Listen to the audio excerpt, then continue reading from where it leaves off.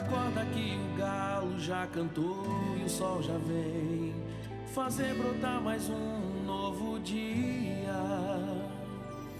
Lenha no fogão, café pra esquentar e a bicharada no quintal. Horta pra molhar, tira leite no curral, arreia o cavalo, tem gado pra campear.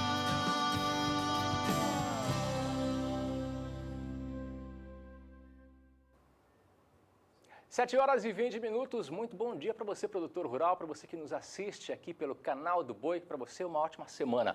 Bom dia, Elaine Valdez. Bom dia, Antônio Gustavo. Bom dia para você que está nos acompanhando. E hoje é segunda-feira, começando mais uma semana, graças a Deus, com muita produtividade e otimismo. E hoje é dia 10 de julho de 2017. Começa agora o Bom Dia Produtor com tudo o que acontece na agricultura e na pecuária brasileira. Veja só o que você vai conferir com a gente nessa edição. Primeira semana do mês de julho fecha com baixa para a arroba do boi gordo. Com déficit de armazenagem, o milho está agora em céu aberto no estado mato-grossense. Preço das carnes de ovinos vem se mantendo no Rio Grande do Sul. E frente parlamentar da erva mate é criada em Brasília. Então já sabe, fique conosco porque nós temos muito assunto a partir de agora aqui no Bom Dia Produtor. E nós começamos falando do mercado do boi gordo, né, Elaine? É isso mesmo. Vamos ver aqui junto à Scott Consultoria como foi o fechamento da última sexta-feira, onde a pressão baixista ela ainda permanece. Acompanhe os detalhes. Olá, meu nome é Iberville Neto, eu sou médico veterinário e consultor da Scott Consultoria. Hoje eu vou falar um pouco a respeito do mercado do boi gordo no fechamento desse dia 7 de julho de 2017, essa sexta-feira, tipicamente com poucos negócios, mas um cenário ainda de pressão de baixa em sua maioria, que nós observamos devido ao aumento da oferta de boiadas que ocorre já há algumas semanas. Então, com a chegada da seca, finalmente chegou essa seca em boa parte das regiões. Nós tivemos uma safra prolongada, o que trouxe essa desova de final de safra mais para o meio do ano. Então, tem sido observada uma situação de oferta confortável, pelo menos a ponto de que os frigoríficos mantenham uma pressão de baixa. Para os próximos dias, fica a expectativa de como que vai ocorrer a movimentação no mercado de carne nesse final de semana e a reposição dos estoques do varejo devido ao período de início de mês. Lembrando que a situação econômica e o consumo lento, de maneira geral, não tem feito com que as movimentações de início de mês sejam tão melhores do que o restante do período. Então, talvez gerar expectativas para a próxima semana devido ao consumo não seja a melhor estratégia. Realmente, o cenário a expectativa é de pressão de baixa devido à oferta mais confortável de boiadas que tem sido observada. Bom, por hoje é só. Meu nome é Iberville Neto, sou médico veterinário e consultor da Scott Consultoria. E você acompanhou a análise de mercado feita pelo Iberville Neto da Scott Consultoria. Daqui a pouquinho nós vamos apresentar para você os valores com fechamento na última sexta-feira, valores do boi gordo em todo o país. Agora o assunto é sobre bezerros. A repórter Kylie Rodrigues conversou com o pesquisador da Embrapa Pantanal, Erickson Nogueira, que falou sobre o programa Mais Precoce, que faz com que tenha desenvolvimento bezerros superiores. Vamos acompanhar. Eu estou com o Erickson Nogueira, que é pesquisador da Embrapa Pantanal. Nós vamos falar sobre as técnicas para o aumento de fertilidade e otimização da produção de bezerros superiores em bovinos. Erickson, como que estão os trabalhos em relação a este assunto? Estão avançados, né, as pesquisas que fizemos para aumentar as taxas de prenhez e melhoria da qualidade dos bezerros. Eles estão dentro de um programa chamado Mais Precoce, onde nós dividimos a parte de cria e a parte de engorda. Então, os bezerros que forem produzidos, que estão sendo produzidos nesses projetos da parte de cria, eles depois vão ser engordados para a produção de novilho precoce. Então, já inseminamos, fizemos alguns trabalhos com desmama precoce, com suplementação diferenciada em matrizes e em bezerros, aumentando, né, buscando aumentar as taxas de prenhez dessas vacas e depois melhorando a qualidade dos bezerros para que gastem menos tempo e produzam novilhos precoces de qualidade, né? Os resultados são agora dessa desmama já? Já temos 2 anos de desmama, né, dos dos projetos que foram feitos tanto no Pantanal quanto no Planalto, né? Então visamos aí aumentar a prenhez a um custo acessível ao produtor, e esses bezerros desmamados agora em maio, junho, julho já estão indo para as fazendas de engorda para fazer o acompanhamento durante o projeto de recria e engorda desses animais até o abate como novilho precoce. Esse projeto é uma parceria da Embrapa Pantanal com a Gado de Corte?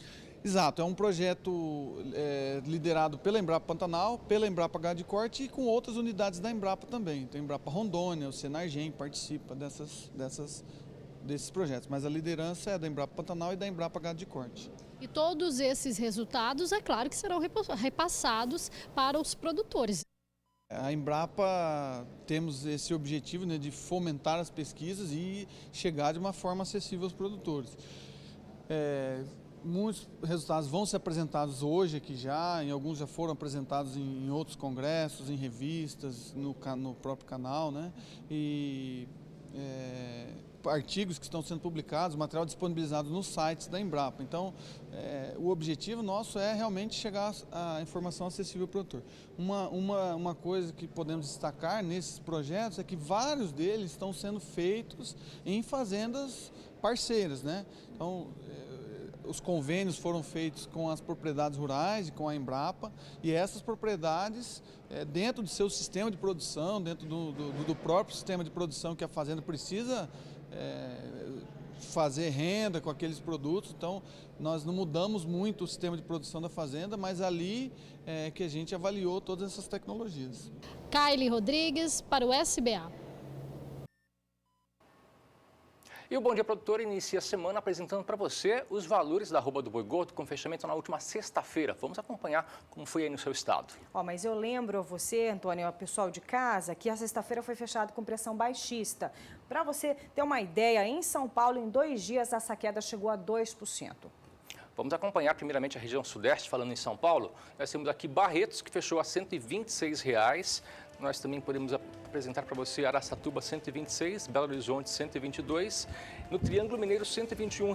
Já na região sul de Minas Gerais, apresentou baixa sim, viu? Houve uma variação negativa, houve uma queda de R$ 1,50, fechou a R$ 116,50. Região norte de Minas Gerais, 122, Rio de Janeiro, 123 e Espírito Santo, R$ 125.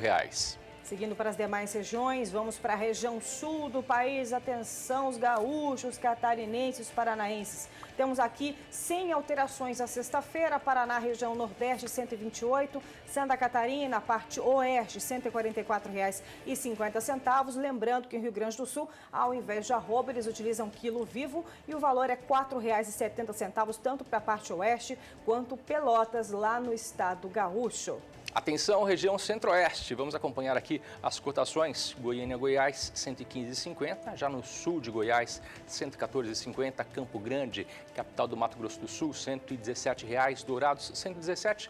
Igualmente para Três Lagoas, também no estado. Vamos ainda no centro-oeste, vamos agora ver os valores para o estado mato-grossense. Pode virar aqui, a gente vai ver aqui os valores que também não apresentaram alterações para o estado do Mato Grosso. Nós temos aqui, agora sim, você acompanha, R$ 115,50, tanto para a porção Cuiabá, também para a porção norte. É da mesma forma, sudeste com o mesmo valor e sudoeste um pouco mais alto, R$ 116,50, mas sem alteração na sexta-feira. Já na região nordeste, teve alteração sim e houve queda na região sul da Bahia. Acompanhe comigo, Alagoas, R$ 155,50, região oeste da Bahia, R$ 138. Já na região sul da Bahia, houve queda de R$ 2,50 no valor da arroba do boi gordo, fechou a R$ 132. E na região oeste do Maranhão, R$ 119,50. E finalizando, região norte do país, onde tivemos aqui queda de R$ 2,50 no Acre e também de R$ 1 em Marabá. A Acre, então, agora em R$ 110, Redenção no Pará, R$ 115,50, Marabá, R$ 113,50, Paragominas, R$ 118, parte sudeste, aqui lá de Rondônia, R$ 114,50, Tocantins, parte sul, R$ 114,50, o mesmo valor repetindo na parte norte em Tocantins, valores estes sem alterações para esses últimos aí que a gente acabou de ler para a região norte do país.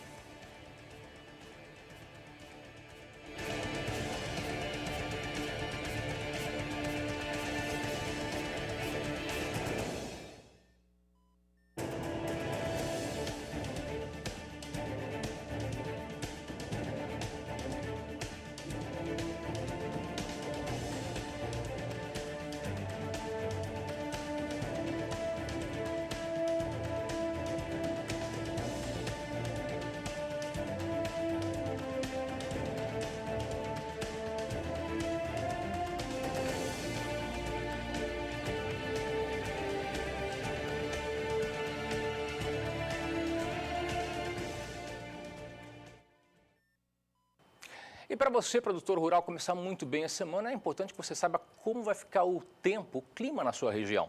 Primeiramente, a gente começa com a região centro-oeste. Você sabe que nos últimos tempos houve uma situação de tempo mais seco na região centro-oeste que acabou prejudicando algumas pastagens. Vamos ver como vai ficar a previsão para essa semana. Juliana, muito bom dia. Agroclima, oferecimento Santa Helena, as melhores sementes de milho para grãos e silagem. Olá, bom dia a todos. Isso mesmo, durante as próximas semanas a expectativa é de que a umidade do solo deva seguir em declínio. Isso por conta do predomínio de tempo mais seco que deve ocorrer pelo menos até o final do mês de julho. Ainda não há expectativas de chuvas retornando para a região centro-oeste.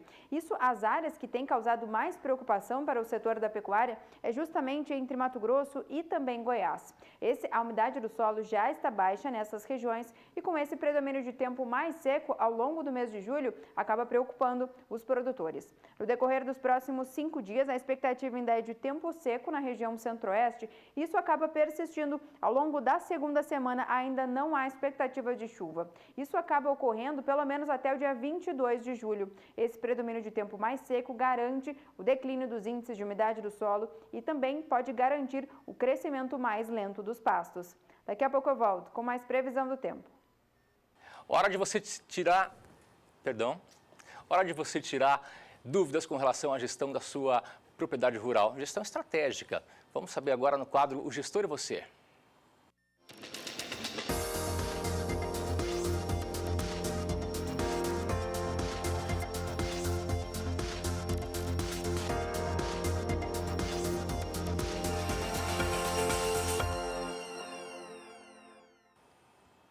Quando o tempo fica mais seco, o que acontece? Os pastos ficam com baixa produtividade e acaba afetando o gado. E o pecuarista tem que arranjar uma solução para que esse gado engorde. A solução pode ser o confinamento. E é sobre esse assunto que a gente conversa agora no quadro O Gestor e Você, onde você participa, onde você faz sua pergunta para a gente através do aplicativo WhatsApp do Bom Dia Produtor, que é o 67992647810. Então, convidamos você para participar, porque agora o assunto é sobre confinamento. Nós estamos recebendo aqui o Alexander, ele que é parceiro da empresa GER, Gestão Estratégica Rural. Ele tem a empresa dele que chama AGE, Gestão Estratégica. Muito bom dia, Alexander. Bom dia, tudo bem? Tudo ótimo. Vamos falar um pouquinho sobre as vantagens de se fazer confinamento. Nós temos primeiro uma tela e você vai explicar para a gente como que pode ter vantagem pecuarista ao fazer confinamento. Ok. A gente entende hoje que o confinamento é fundamental para a intensificação da pecuária de corte. Certo. Né? Dentre as vantagens, a gente pode citar a liberação das áreas para outras categorias do rebanho. Nós temos hoje, nesse momento outono e inverno, nós temos escassez de produção de forragem e a gente consegue tirar as categorias mais pesadas do pasto e colocar as categorias mais leves. A gente consegue aumentar o número de animais abatidos ao longo do ano. Então, a gente aumenta o desfrute da produção. Então, a gente tem maior produção de arrobas por hectare ano, maior rentabilidade, maior reais por hectare ano para o produtor rural. A gente consegue produzir animais mais precoces e a gente começa a aumentar a eficiência da produção de carcaça. A gente padroniza essa carne ofertada para o mercado. Então, a gente padroniza quanto à idade, a gente padroniza quanto ao peso, ao acabamento de carcaça, quanto à raça, sexo. E a gente começa com o confinamento, nos ajuda muito a ter previsibilidade da produção. Eu consigo ter quanto eu vou produzir, quando eu vou produzir e como eu vou produzir. Existe um peso de entrada ideal, de entrada e de saída ideal do gado? Depende muito do projeto. Normalmente, a gente entra com os animais no confinamento entre 12 e 13 arrobas. Mas isso depende muito da intenção, do objetivo e das características do projeto. Já quanto ao peso de saída, isso está muito relacionado a valor dos insumos, valor do alimento, a característica do mercado que vai ser atendido, ao nível de acabamento da carcaça, ao tipo de raça que está sendo produzido, varia bastante o peso de saída. Principalmente se o peso que o animal se encontra ainda está sendo viável economicamente mantê-lo dentro do sistema. E existe um tempo ideal para manter o animal no confinamento?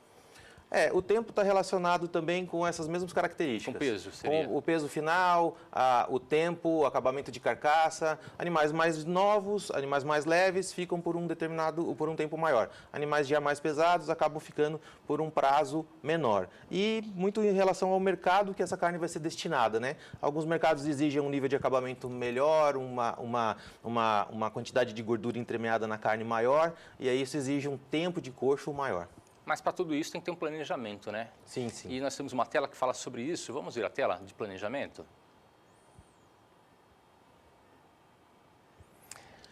Hoje o que a gente determina em termos de gestão da atividade é que planejamento e profissionalismo são as palavras de ordem. O confinamento ele não admite improviso. Então, o produtor que se destina a fazer o confinamento, ele tem que pensar em estrutura e nos insumos. Estrutura, basicamente, ele vai trabalhar com cerca, curral, água, a parte elétrica, a parte de drenagem, a parte dos coxos. Dependendo do tamanho do confinamento, ele vai ter que se preocupar com uma licença ambiental. Na parte de insumos, ele tem que pensar na mão de obra qualificada. Muitas vezes é necessário que ele tenha uma assistência técnica especializada. Os animais, se ele vai confinar os animais próprios ou os animais serão comprados. Alimentos volumosos, se ele vai produzir, se ele vai comprar. Os alimentos concentrados, medicamentos. O importante é que ele foque no resultado. Então, insumos e infraestrutura, eles têm que ser destinados e têm que ser focados em alta performance e bem-estar animal. Entra no planejamento também a questão de taxa de lotação ou não? Não, assim, quando o confinamento é ferramenta dentro do sistema de produção, o produtor ele faz um planejamento estratégico ao longo do ano e nessa época, ou até um pouco antes, agora no final do outono, ele diminui a taxa de lotação das pastagens e transfere uma parte dos animais para dentro do confinamento. Mas ele tem que ter uma noção de quantos animais estarão participando. E aí, assim, o que ele consegue é que ele consegue ter uma taxa de lotação ou um desfrute da propriedade maior ao longo do ano. Né? Então, ele consegue ter uma lotação na fazenda, uma quantidade de animais dentro da fazenda maior ao longo do ano, né? Uma produção de arrobas maior. Falando sobre ainda planejamento, qual que é a estrutura básica para se fazer um confinamento? A estrutura básica compreende currais, coxos, água, depende muito do porte do confinamento, né? Mas quando ele é ferramenta, a maioria das propriedades hoje, desde que orientado corretamente na parte técnica, consegue adequar a sua estrutura para começar pelo menos um confinamento estratégico para já começar a aumentar o desfrute da sua propriedade. Vamos pensar agora em comercialização. Vamos falar sobre o assunto. Nós temos mais uma tela, vamos ver aqui, com relação à comercialização de animais confinados. No caso da comercialização, hoje a orientação é a gestão de risco. Hoje o produtor precisa deixar de ser passivo perante ao preço, principalmente nesse cenário de incertezas que a gente vive em relação ao preço. O futuro é sempre imprevisível, então nós temos que ser proativo em relação ao preço. Hoje a gente recomenda 4 passos para o produtor. Esse planejamento estratégico permite ao produtor a gestão da produção e a gestão financeira. Gestão da produção o que a gente chama de gestão da produção? Ele consegue determinar quanto ele vai produzir e quando ele vai ter essas arrobas para o abate. E a gestão financeira, o confinamento permite uma certa facilidade para o produtor, qual o valor de entrada dos animais, qual o valor dos insumos a serem utilizados e qual vai ser o custo dessa arroba produzida durante esse período. Adicionado a isso, ele pode definir qual é a margem que proporciona para ele a viabilidade econômica da operação. Segundo passo, ele acompanha as tendências de mercado, as informações do mercado. A tendência de mercado vai determinar para ele qual a velocidade e qual a quantidade que ele pode ir executando e realizando essa venda antecipada dessa produção. Então, ele minimiza risco. Aí, a gente orienta esse produtor a ele definir um modelo de trava de preço. Ele pode vender, além do telefone que ele está acostumado a vender hoje, que é uma posição muito passiva, perguntar quanto está o preço, ele pode vender esse boi no termo, que esse ano não está existindo, mas é uma venda comum, no mercado de opções e com contrato futuro. E através de orientação... Especifica para a gente a diferença entre esses termo, opções e contrato futuro. Então, o termo é uma modalidade onde o produtor ele fixa um preço futuro diretamente com o frigorífico, existe uma liquidação física, é um contrato feito entre o produtor e o frigorífico, então não é um contrato padronizado, e a liquidação é física. Existe uma data para que o produtor entregue o animal para o frigorífico e receba aquele valor. Como grande característica, é preço fixo, apesar de existiram alguns termos com um preço variável. Mas a grande característica é um preço fixo, então o produtor vai receber na data da entrega dos animais aquele preço acordado para o futuro. No mercado de opções, o produtor compra, o mais conhecido é a put, uma opção de venda. Então ele compra a opção de vender esse boi, essa arroba, a um determinado valor no futuro. Né? Mas ele está decidindo um preço mínimo de venda e ele participa da alta. O contrato é padronizado porque é através da BMF, a liquidação não é física, é financeira, né? E já nos contratos, o produtor ele vende um contrato, né? E ele é um pouco diferente da opção, principalmente na disponibilidade. O ajuste é diário e na opção o valor colocado é só no início. Então, opções e contratos, os dois são contratos padronizados, mas o termo é um contrato não padronizado com o frigorífico. Falando ainda sobre venda, em época de arroba em queda, é vantajoso fazer confinamento ainda? Então, as simulações para confinamento esse ano, principalmente, é um ano que a gente vem passando por uma série de fatos que têm comprometido a rentabilidade do negócio pecuária. As simulações mostram que existem dois modelos de confinamento. O confinamento como uma unidade de negócio exclusiva, e onde compra-se o boi magro e tem uma situação até mesmo de oportunidade. Essa operação, mesmo com a redução do custo do insumo e com o valor de compra desse boi magro reduzidos esse ano, ela tem mostrado uma margem não atrativa, em muitas situações uma margem negativa, e existe o confinamento como ferramenta dentro do sistema de produção, onde ele, muitas vezes, o resultado dele não é bastante interessante como unidade dentro do negócio fazenda, mas quando a gente faz a conta da fazenda como um todo, ele ainda passa a ser vantajoso, né? Então, o importante para o produtor é que ele tome a decisão pensando nas demais características e nas demais vantagens. Por exemplo, não confinar esse ano impacta de que maneira na minha safra de pasto do 2018-19, 2017-2018. Né? Retirar esses animais do pasto hoje impacta de que maneira na minha safra de capim do ano que vem. O que isso vai pesar na minha capacidade de suporte das pastagens.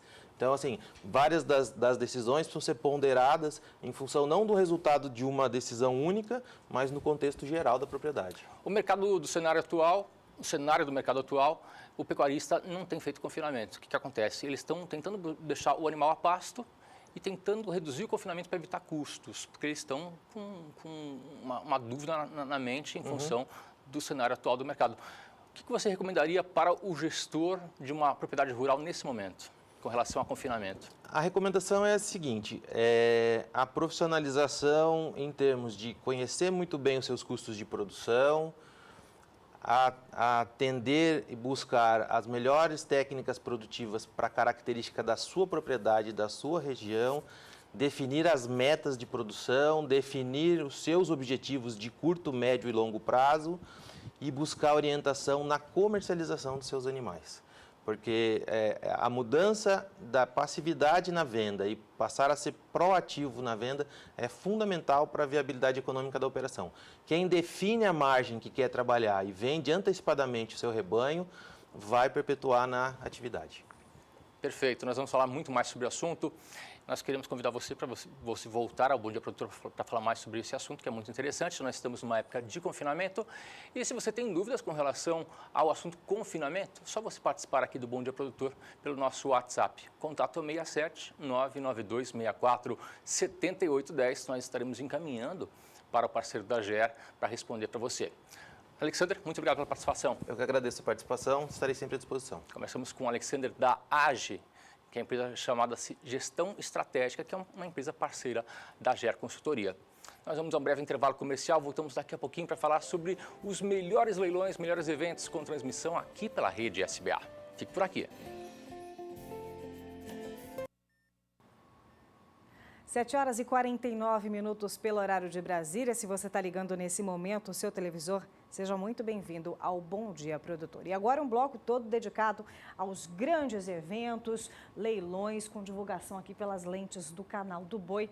E você já toma nota, viu? Agora, na próxima quarta-feira, o Canal do Boi transmite o leilão Canchim, Calabilu e convidados, que faz parte aí da programação da semana, a exposição Leilo Sul Agronegócio, que acontece em Bataguaçu, aqui no estado sul-mato-grossense. Para saber mais informações, Daniel de Paula está chegando.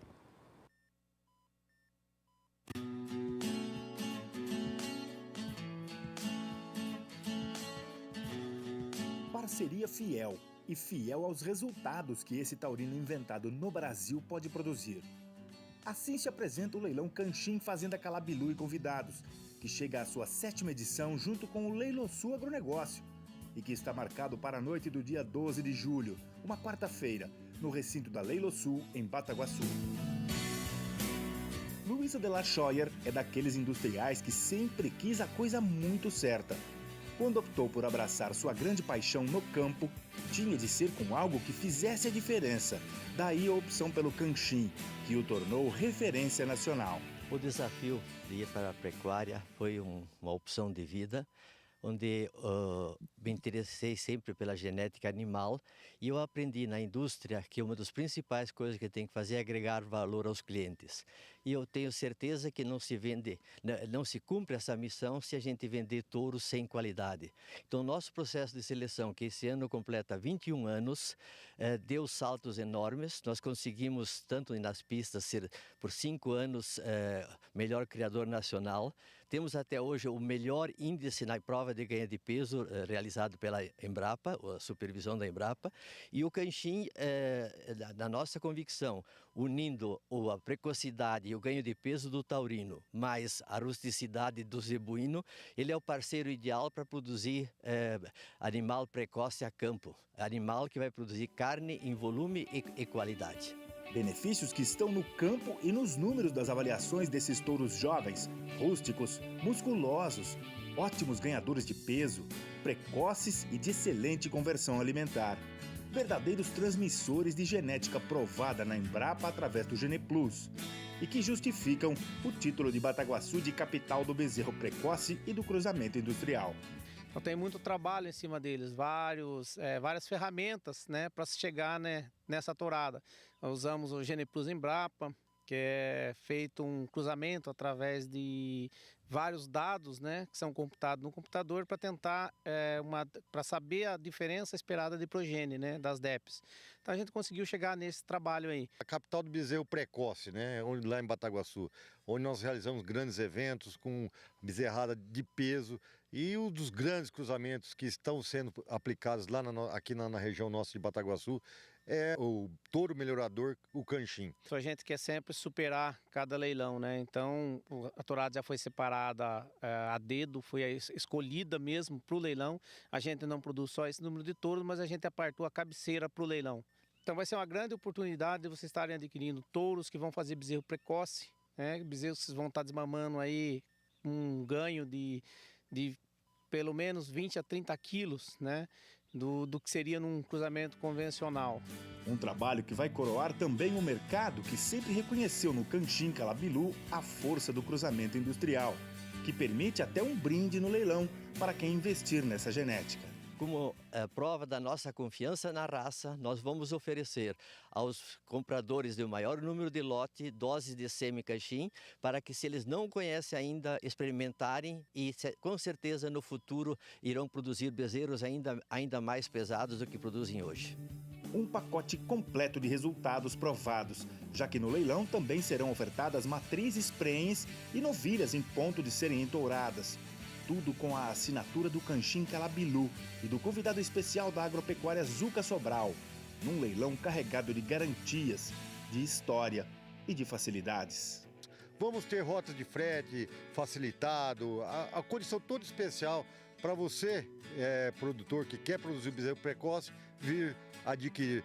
Dia 12 de julho, 8 da noite, fazendo parte do Leilo Sul Agronegócio, em Bataguaçu, com transmissão do Canal do Boi.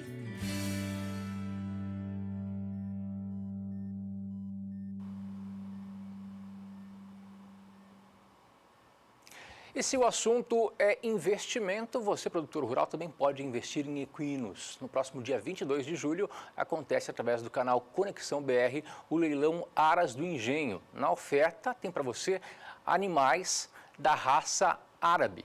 Mais informações na reportagem de Miriam Valadares.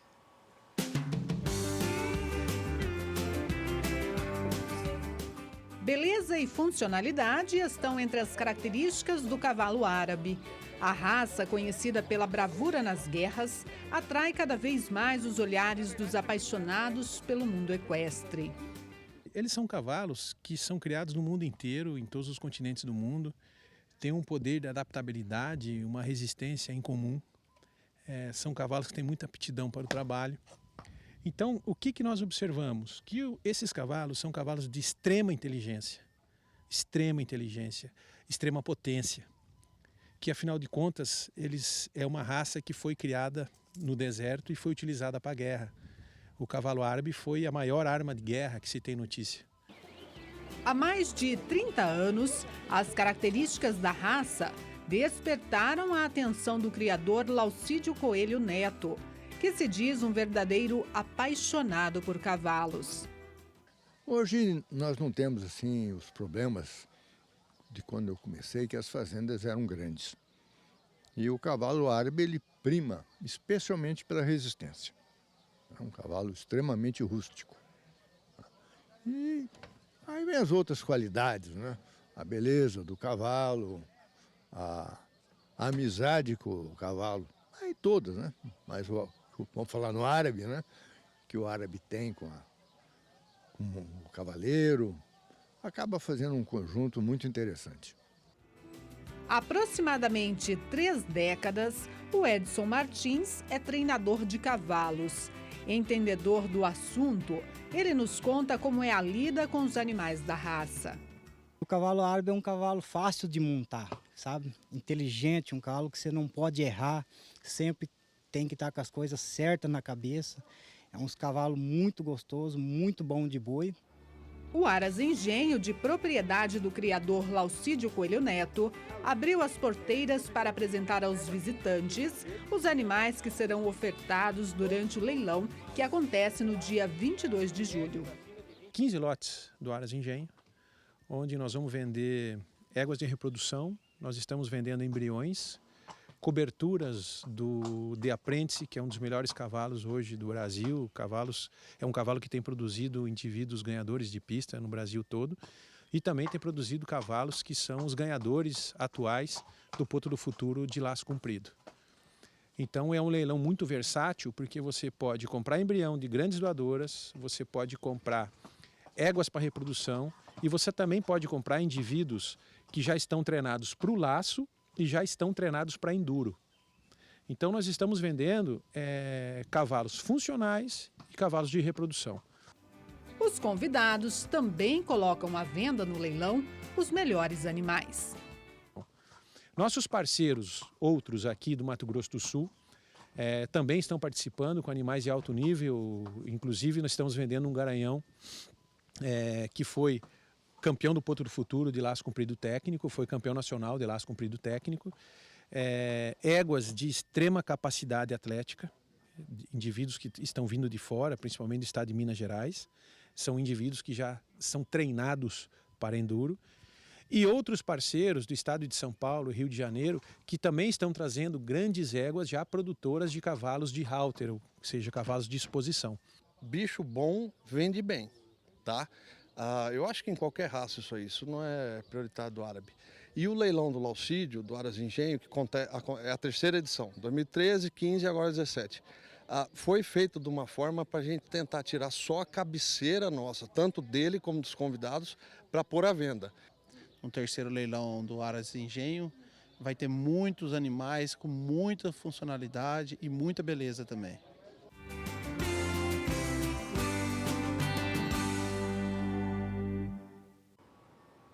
Você viu, né? Bicho bom vende bem. Esse no dia 22. E já no dia 23 de julho, já anota na agenda, toma nota, viu? É porque acontece também, você vai acompanhar aqui pelas lentes do Canal do Boi, o mega leilão Nelore Mocho CV. E a repórter Rosa Cabral, que está lá em Paulínia, interior do estado de São Paulo, também já está preparando aí o quadro Grandes Criatórios, mas enviou um recadinho para você desse evento do dia 23. Veja só, bom dia, Rosa. Estou aqui tomando um cafezinho com Carlos Viacava em Paulínia, estado de São Paulo, porque nós estamos gravando o programa Grandes Criatórios. Tem leilão agora no dia 23 de julho. 23 de julho, a partir das 13 horas, no Canal do Boi. São 370 animais, 250 touros e 120 matrizes da marca CV.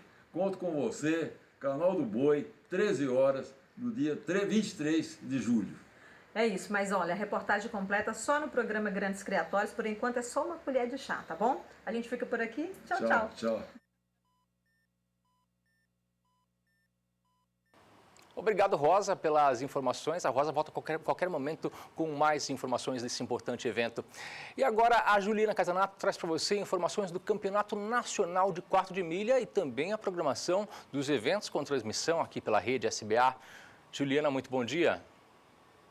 Olá a todos, é isso mesmo. A partir de agora eu trago informações do 40º Campeonato Nacional de Quarto de Milha, no qual nós teremos vários eventos que serão transmitidos pelos canais do Sistema Brasileiro do Agronegócio. A realização é da ABQM e do dia 15 a 23 nós teremos uma agenda bastante recheada. Você vai conferir a partir de agora.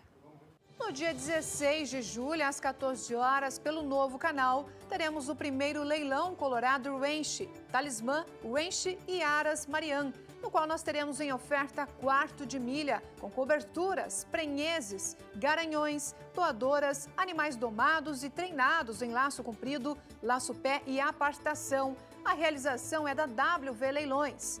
No dia 17 de julho, a partir das 19 horas, com transmissão pelo Agrocanal, teremos o terceiro leilão Estrelas do Trabalho, com garanhões, embriões, animais para apartação e laço-pé. A realização é da WV Leilões.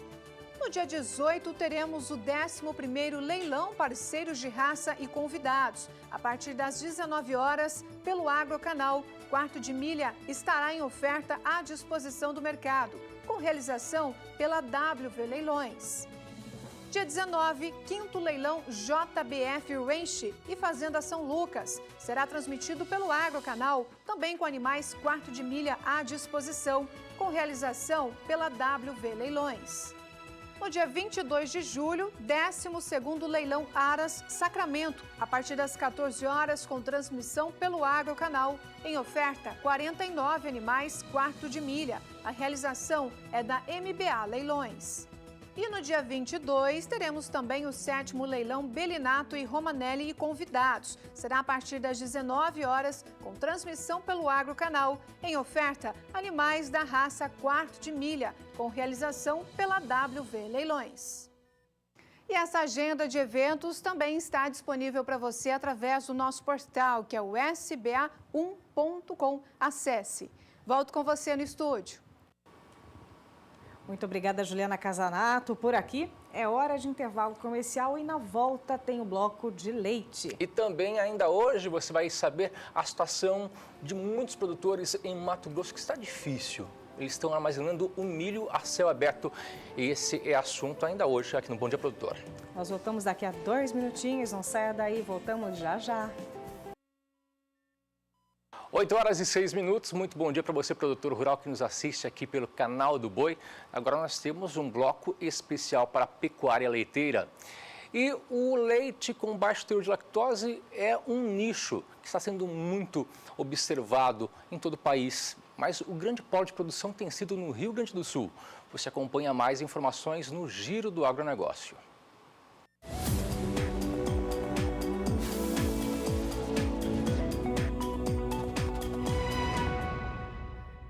As vendas de leite com baixo teor de lactose cresceram 40% em 2015 e mais 40% em 2016, de acordo com dados da Associação Gaúcha de Supermercados. A comercialização desta variedade já corresponde a 5% do mercado de leite no Rio Grande do Sul. Em contrapartida, o volume de vendas do tradicional leite longa-vida caiu 5% do final de 2014 ao final de 2016. De olho na forma como o alimento tem transitado na mesa dos gaúchos, as indústrias se movimentam para atenuar o enfraquecimento das vendas e aproveitar as oportunidades que surgem com um novo nicho de mercado. A partir do dia 1º de janeiro de 2018, o leite UHT, comercializado em todo o Rio Grande do Sul, até então isento de ICMS, será tributado em 18%. A modificação foi oficializada através do decreto de número 53.612, publicado no último dia do mês de junho no Diário Oficial do Estado. A medida resulta de um trabalho do Sindilat para ajustar a legislação vigente e esclarecer as dúvidas dos laticínios associados no que diz respeito à data de início da tributação. A origem do leite, queijo, requeijão, iogurte, manteiga ou nata passou a ser obrigatório desde o dia 1º de julho em Portugal. A ideia é informar o consumidor sobre os países onde ocorreu a ordenha dos animais e onde o produto foi fabricado. O novo regime da composição, rotulagem e comercialização do leite e derivados foi publicado no Diário da República no dia 9 de junho. A rotulagem das fórmulas para lactentes não pode incluir imagens de bebê mamando e nem de outras imagens ou textos suscetíveis que imprimam uma falsa expressão positiva com relação à utilização do produto. O que pode conter na embalagem são representações gráficas que permitam a identificação fácil do produto e que ilustrem o modo de preparação.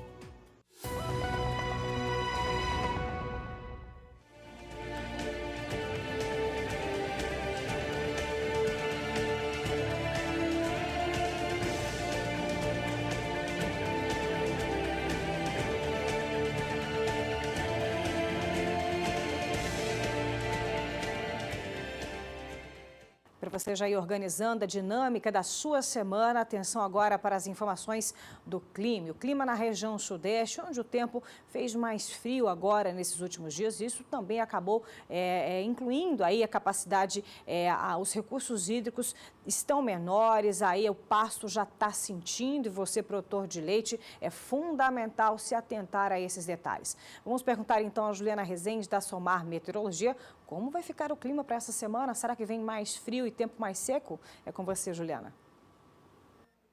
Em relação às temperaturas do sudeste ao longo das próximas semanas, ainda devem seguir um pouco mais baixas por conta dessa massa de ar frio que acaba atuando na maior parte do centro ao sul do país. Isso ainda pode acarretar em perda de massa verde dos pastos. Agora, já em relação às chuvas, o que preocupa principalmente é as áreas mais ao norte da região sudeste, em que a umidade do solo já está baixa e com o predomínio de tempo mais seco durante os próximos períodos, a expectativa é de que a umidade do solo deva seguir declinando. Ao longo dos próximos 5 dias, a expectativa é de tempo seco na maior parte do sudeste, com pancadas agora no sul do estado de São Paulo, nordeste mineiro e também o norte do estado do Espírito Santo. Agora, ao longo do segundo período, a expectativa ainda é de que essas instabilidades acabam se espalhando um pouco mais pela região, mas ocorrem principalmente nas áreas litorâneas do sudeste. Ainda são pancadas fracas e com baixos acumulados. Enquanto que no interior do estado de São Paulo e de Minas Gerais, a expectativa ainda é de tempo mais seco e sem chuva abrangente. Então, pelos próximos períodos, a expectativa ainda é de pancadas de chuva ocorrendo de forma isolada e irregular na região sudeste. Isso acaba mantendo os índices de umidade do solo em níveis favoráveis para o crescimento dos pastos. Daqui a pouco eu volto com mais previsão do tempo. Ainda falando em leite, né, Antônio? Vamos para o estado do Mato Grosso. É isso mesmo, viu, Elaine? Em Calinda, uma fazenda tem feito avaliação de carcaça para definir o teor de gordura do gado leiteiro da raça Nelore. A gente acompanha agora uma entrevista, uma reportagem com Valdir Pacheco, que fala mais sobre essa propriedade. Vamos acompanhar aqui.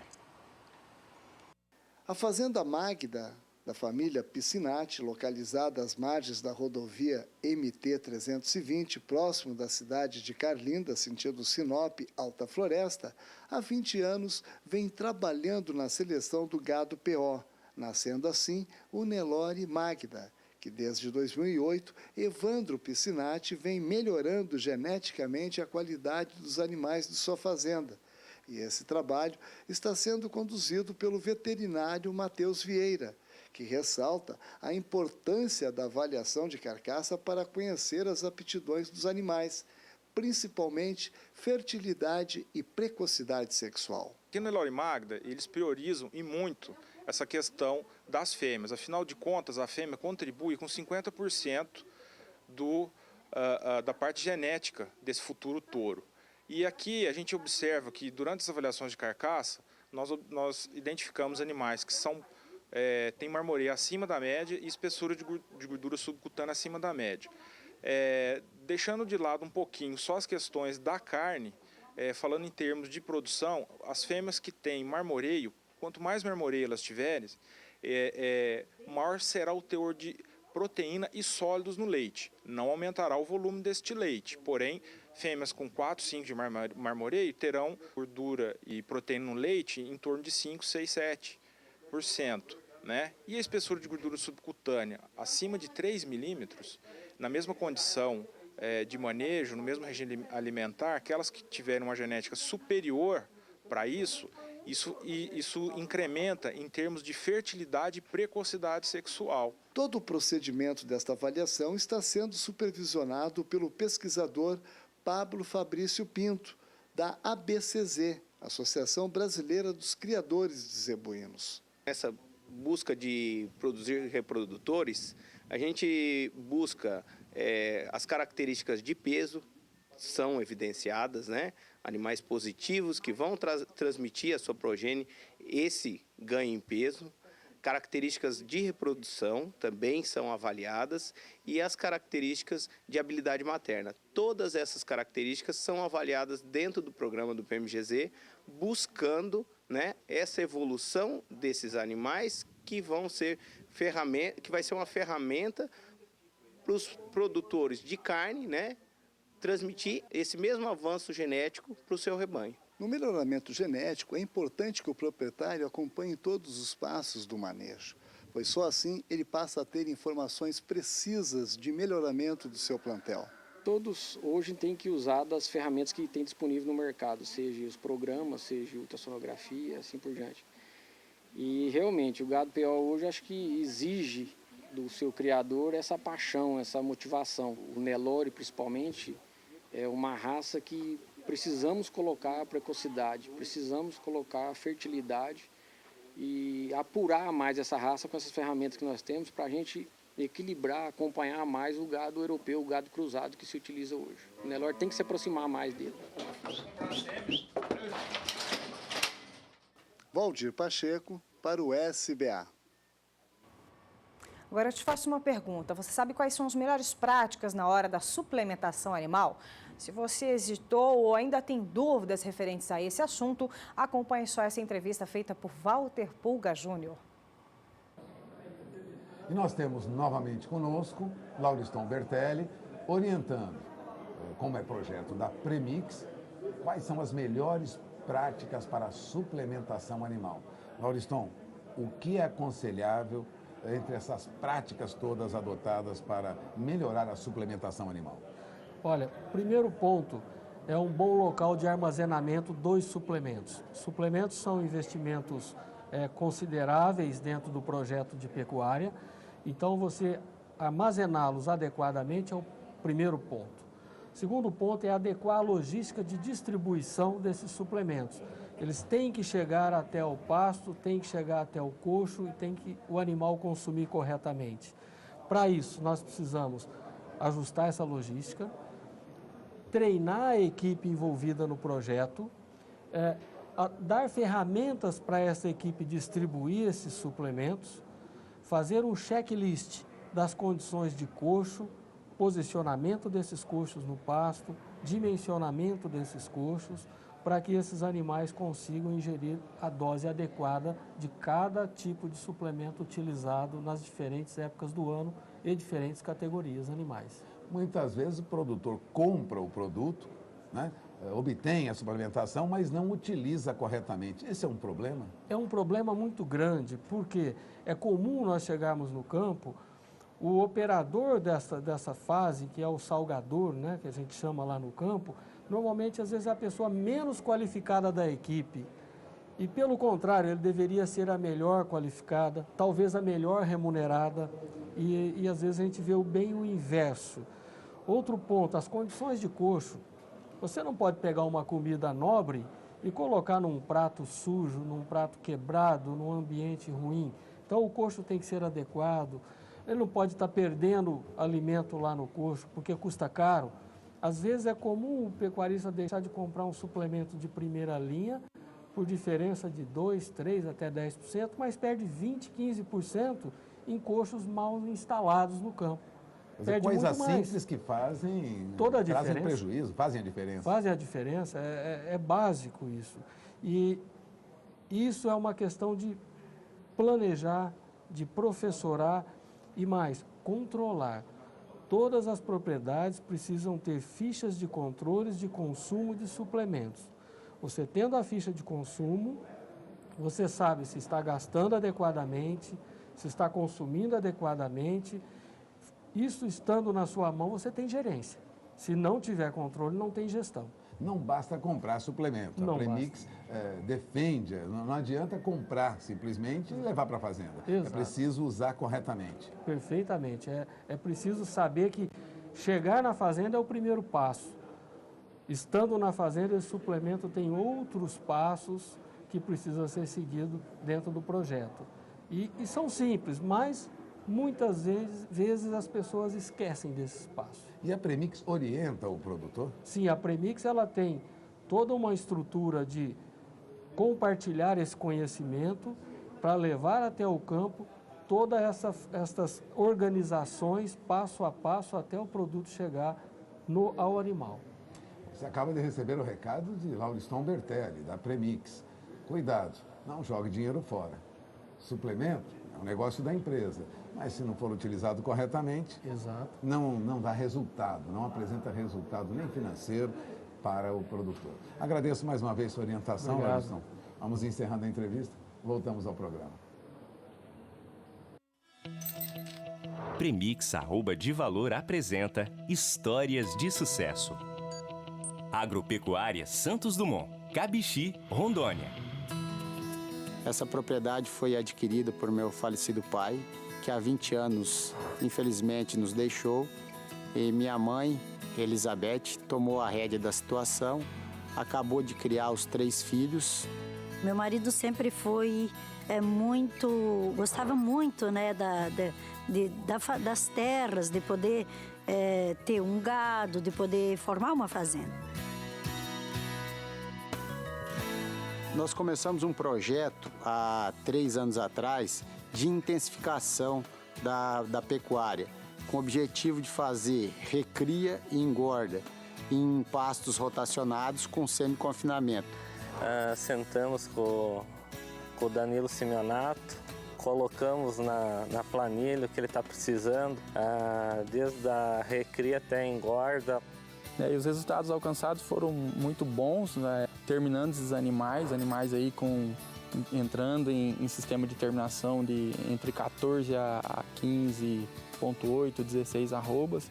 Esses animais permaneceram por 136 dias e a gente obteve um resultado aí de ganho em arrobas de 4,76 arrobas no período. É uma arroba bem competitiva economicamente. Um ponto que a gente destaca é a questão de produtividade, ou arrobas produzidas por hectare. A gente navegou aqui, né, em lotações acima de 3 UA por hectare, que é uma lotação, né, acima de uma média nacional, bem acima da média nacional. Por quê? Porque existe um trabalho diferenciado com relação, né, a suporte, consultoria na área de pastagem, na área de nutrição. Esse acompanhamento técnico e essa discussão de planejamento que a gente tem muito aberta entre o consultor técnico e eu, que sou o gestor da propriedade. Acho que isso é um dos pontos mais fortes que a gente tem dentro desse relacionamento para um sucesso cada vez maior. É muito bom para nós, a Premix está aí nos fornecendo, né, a matéria-prima para que a gente possa engordar os nossos bois, possamos levar em frente e aumentar a nossa produtividade, que a gente quer, né, ter mais peso, mais ganho de peso, mais qualidade no nosso gado e através dela. Então, a gente está aí parceiro da Premix e estamos aí firme, levando junto, né? Meu filho na frente aí, vamos em frente. Ligue 16 3605 2924 e fale que assistiu este filme da Premix. Você terá condições especiais na sua compra. Premix, o detalhe que faz toda a diferença. E que tal você, produtor rural, investir na sua propriedade? E fazer compra de maquinários pode ser um grande investimento. Vamos falar agora sobre a VDTech Multi, que você pode adquirir através da compra programada. E quem explica para a gente é o Guilherme Beretta. O Guilherme, bom dia. Olá, Antônio, muito bom dia a você, bom dia a todos.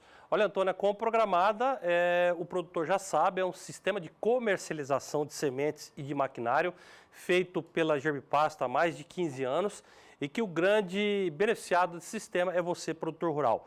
Afinal, você consegue adquirir os seus produtos, né, junto à empresa na entre safra, e quando a gente fala em entre safra, você já sabe, o preço é muito mais convidativo.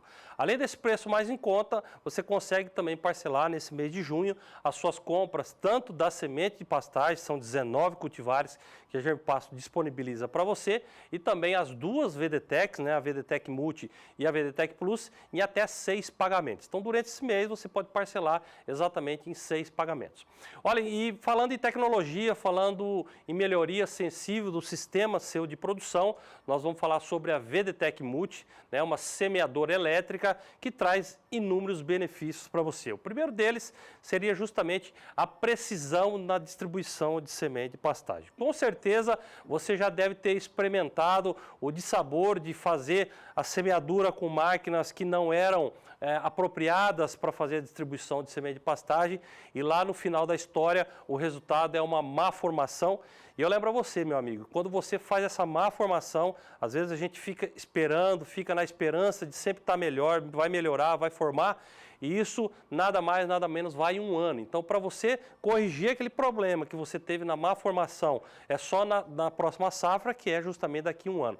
Então, a VDTech Multi tem essa grande característica de melhorar sensivelmente a distribuição de semente de pastagem. Só para exemplificar isso que a gente está dizendo, com a VDTech Multi a gente consegue falar em número de sementes por metro quadrado. Então, ela consegue colocar o número ideal a cada metro quadrado, e isso tem a ver aí com a maior disponibilidade de forragem na sua propriedade. Outro detalhe importante é a economia que ela proporciona para você. Afinal, é uma máquina elétrica, né, ligada na bateria do trator, e que você tem a opção tanto de colocá-la na frente do trator, acoplada aí na frente do trator, ou então na traseira desse trator.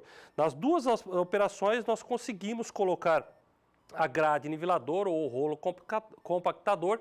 E aí, meu amigo, nós temos 2 operações em uma única máquina. Economia de pelo menos R$50 por hectare.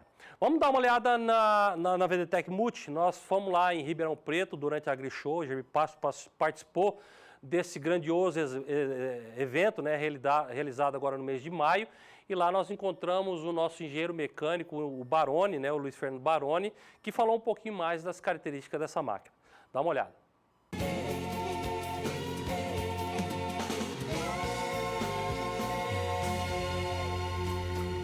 A VDTech Multi, ela veio para contribuir ainda mais, né, no sistema de plantio, né, da fazenda, lá, ajudando a se formar um bom pasto, um pasto de qualidade, e um processo, a gente diria, inovador, bastante inovador, pois é uma máquina foi muito bem projetada e automatizada, isso para facilitar, né, todo o manejo dessa máquina, né, a utilidade dessa máquina em campo.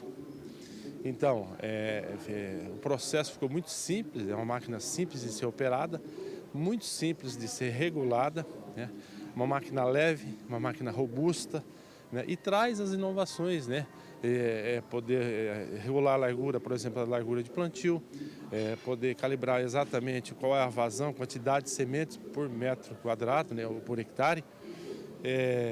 Fácil o manuseio da máquina, fácil a instalação no trator. Hoje a máquina dispõe até de dispositivo para controle de semente, né? Quando a semente está na reserva, existe uma lâmpada indicativa dessa situação. Então isso facilita muito a vida, né, de campo, né? A regulagem totalmente a campo. Hoje a gente não depende mais de um laboratório propriamente dito, né, para se conseguir essa vazão, essa distribuição. Isso é feito totalmente a campo e isso facilita porque dessa forma essa máquina é capaz de distribuir não só sementes de passagem como outros produtos também.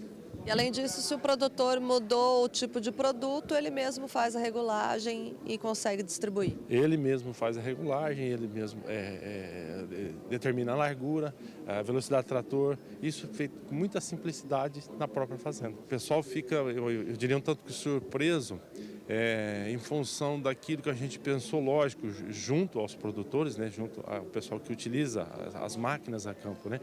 Eles ficam surpresos quanto à facilidade em si operar a máquina, em regular a máquina. Porque ficou muito simples, muito fácil, né, de se conseguir essas operações na própria fazenda. Muito mais fácil, né, do que outras semeadoras, outras adubadeiras, né?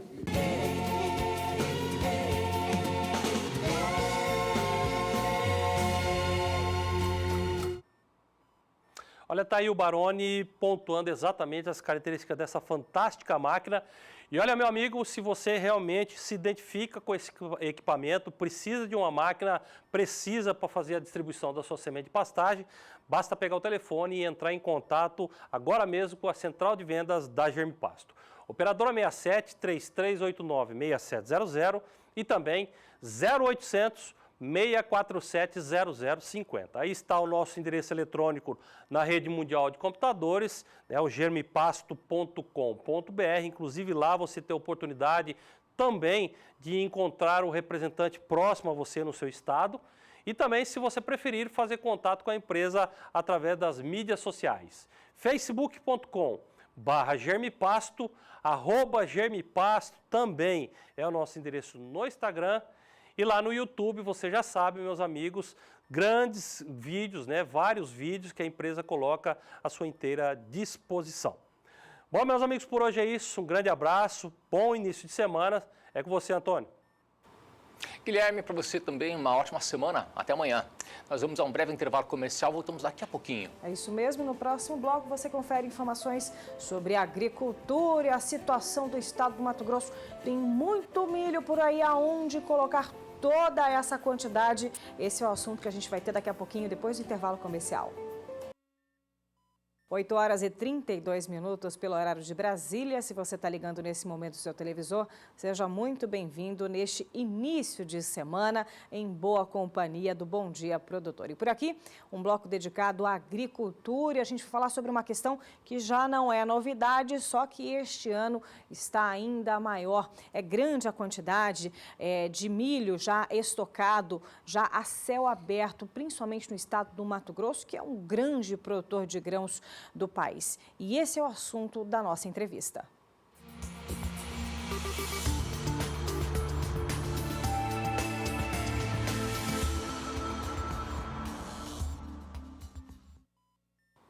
Para comentar sobre a situação do estado do Mato Grosso e outras praças produtoras também, ao meu lado está João Pedro Cuti Dias, analista de agronegócio aqui do Canal do Boi. Muito bom dia, senhor João Pedro. Bom dia a todos vocês. A gente vai começar, inclusive, vendo com umas imagens para o senhor falando também, porque não é novidade, não é a primeira vez que acontece, mas esse ano está muito maior em função de uma super safra brasileira, graças a Deus.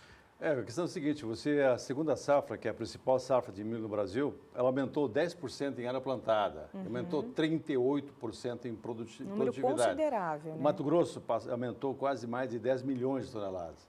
Você tinha a previsão de Mato Grosso, revista pelo IMEA, já se fala em próximo a 30 milhões de toneladas de milho. O que acontece? Você tem uma safra muito boa de soja, uma safra muito boa de milho. Os armazéns ainda estão um pouco atrasada a comercialização da soja, já que o mercado pagava preços que não remuneravam o produtor. Nesse momento, nós estamos vivendo uma situação diferente. Você tem uma situação no mercado internacional de alta, em função do clima nos Estados Unidos, uma massa de alta pressão, de ar seco, se formou na região produtora americana, e isso pode impactar na produtividade, seja do milho, seja da soja. E o mercado vem reagindo. A hora que hoje, por exemplo, possivelmente o mercado de soja deve andar bastante no Brasil. Apesar do câmbio ter caído um pouquinho a semana passada, para 3,28, o preço, a previsão que o mercado abra hoje em alta em Chicago. Abrindo em alta em Chicago, esse preço no porto vai passar para 75 soja, 75, 76 reais a saca. Nesse momento, alguns produtores que pensavam em vender acima de 60, especialmente no Centro-Oeste, começam a fazer posições. Sempre que o produtor sempre está pensando R$1 a mais, né? 60, agora que é 61, depois 62, mas vai haver. Havendo essa saída de soja, especialmente para exportação, a previsão que a Biol falava era 60 milhões de toneladas de soja o Brasil exportar. Já se fala um pouco mais de 60 milhões. Aí, até junho, foram exportadas 43 milhões, ou seja, tem um espaço para haver uma exportação de soja, pelo menos nesses 3 meses antes de entrar a nova safra americana. Julho, agosto, até o mês de setembro. Então, a hora é agora, né? Agora, se for a exportação, o caminho é agora, realmente é agora o caminho. Nesse momento, se houver, abre um pouco mais de espaço. Aquelas imagens de Mato Grosso, infelizmente, virou rotina. Olha lá, a gente Mato está Grosso, observando de novo. Normalmente, todos os anos acontece isso. Como não chove na região, o pessoal aposta e joga ao ar livre. Mas choveu, perdeu, ou não? Não, eles devem botar lona, devem fazer alguma coisa, mas não tem nenhuma chuva prevista para lá, né? E outra coisa, o problema do milho é que o milho é um produto barato. Você hoje vale menos que $10 o saco no porto, $10 no porto, 30 e poucos reais no porto. O que acontece? O frete mata o negócio. Você pensar hoje em Mato Grosso, mesmo mandando para Miritituba, que é o caminho que está mudando o roteiro do Mato Grosso, ainda pesa e pesa muito. O preço para o produtor em Mato Grosso é 13, 14 reais. Isso não remunera, é muito abaixo do custo de produção. Mesmo que ele colha bem, mesmo que tenha uma baita produtividade, não remunera. Então, o produtor vai ficar apostando numa possível alta no mercado internacional para que esse preço melhore ou que o governo entre com PEP, com Recupep e PEPRO, para que chegue pelo menos próximo ao preço mínimo, 16,20 no caso do Mato Grosso. Agora, o milho ele veio para ficar, Helene. Se você olhasse 15 anos atrás no Brasil, o Brasil era importador de milho. 15 anos atrás não é muito tempo em termos de coisa. Hoje nós estamos disputando com os Estados Unidos o primeiro lugar na exportação. O USDA fala em 34 milhões que o Brasil vai exportar esse ano de milho. Porém, acho pouco provável, mas vamos lá, 34 milhões. Até agora nós exportamos 3 milhões de toneladas. Falta 31 milhões para exportar.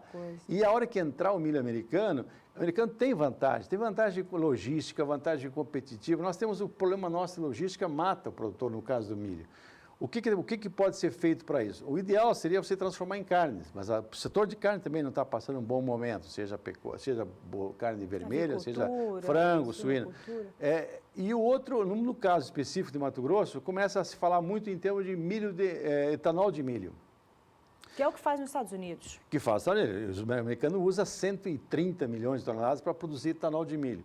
O etanol de milho seria uma alternativa, especialmente naquelas regiões mais isoladas. Não entraria no RenovaBio essa questão? Possivelmente vai estar no RenovaBio.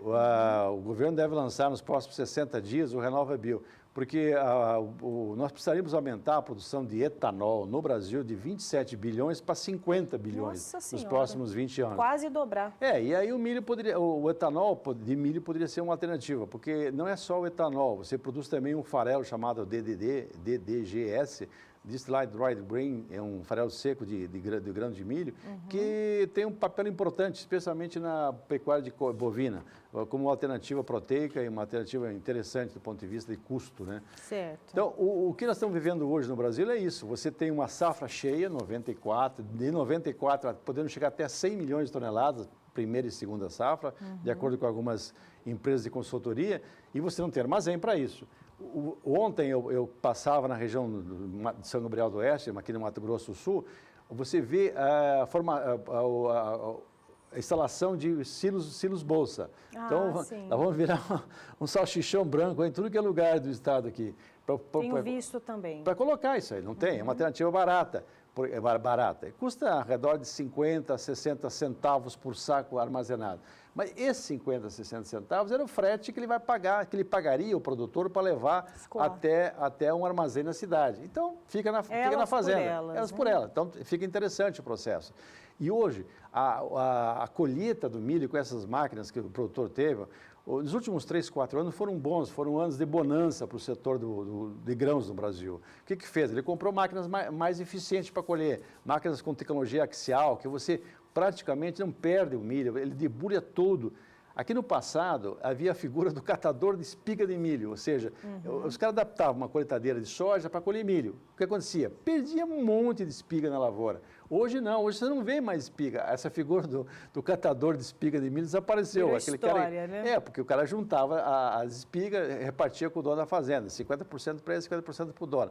Você não vê mais isso. Ou seja, a tecnologia de colheita melhorou muito. E outra coisa, o milho hoje não é uma questão secundária para o produtor, é uma questão primária. Né? Ele colocou no modelo de produção que ele tem que colocar o milho, ou seja, ele traz a soja para um prazo mais curto, 100, 110 dias de ciclo, para quê? Para diminuir os problemas de risco de ataque de fungos, etc., e de ocupar o espaço, a melhor época de plantio para o plantio de milho. Como eles estão plantando com máquinas extremamente eficientes, aproveita a janela ideal, que é fevereiro até o dia 10 de março. E o que acontece? Dá produtividade, responde em produtividade. Né? O que nós precisamos resolver chama-se logística, ou seja, aqui no Brasil, o problema não está até a porteira, o problema está depois da porteira. Depois da porteira, esse caos que nós temos no Brasil, custo caro e demora para tomar definições, etc. Mato Grosso, por exemplo, hoje, os caras estão tão preocupados em Mato Grosso que eles estão, possivelmente ainda sai esse ano, o edital para concessão, construção e operação de uma ferrovia, ligando Sinop a Miritituba, junto com a BR-163, paralela, na área de domínio da BR-163.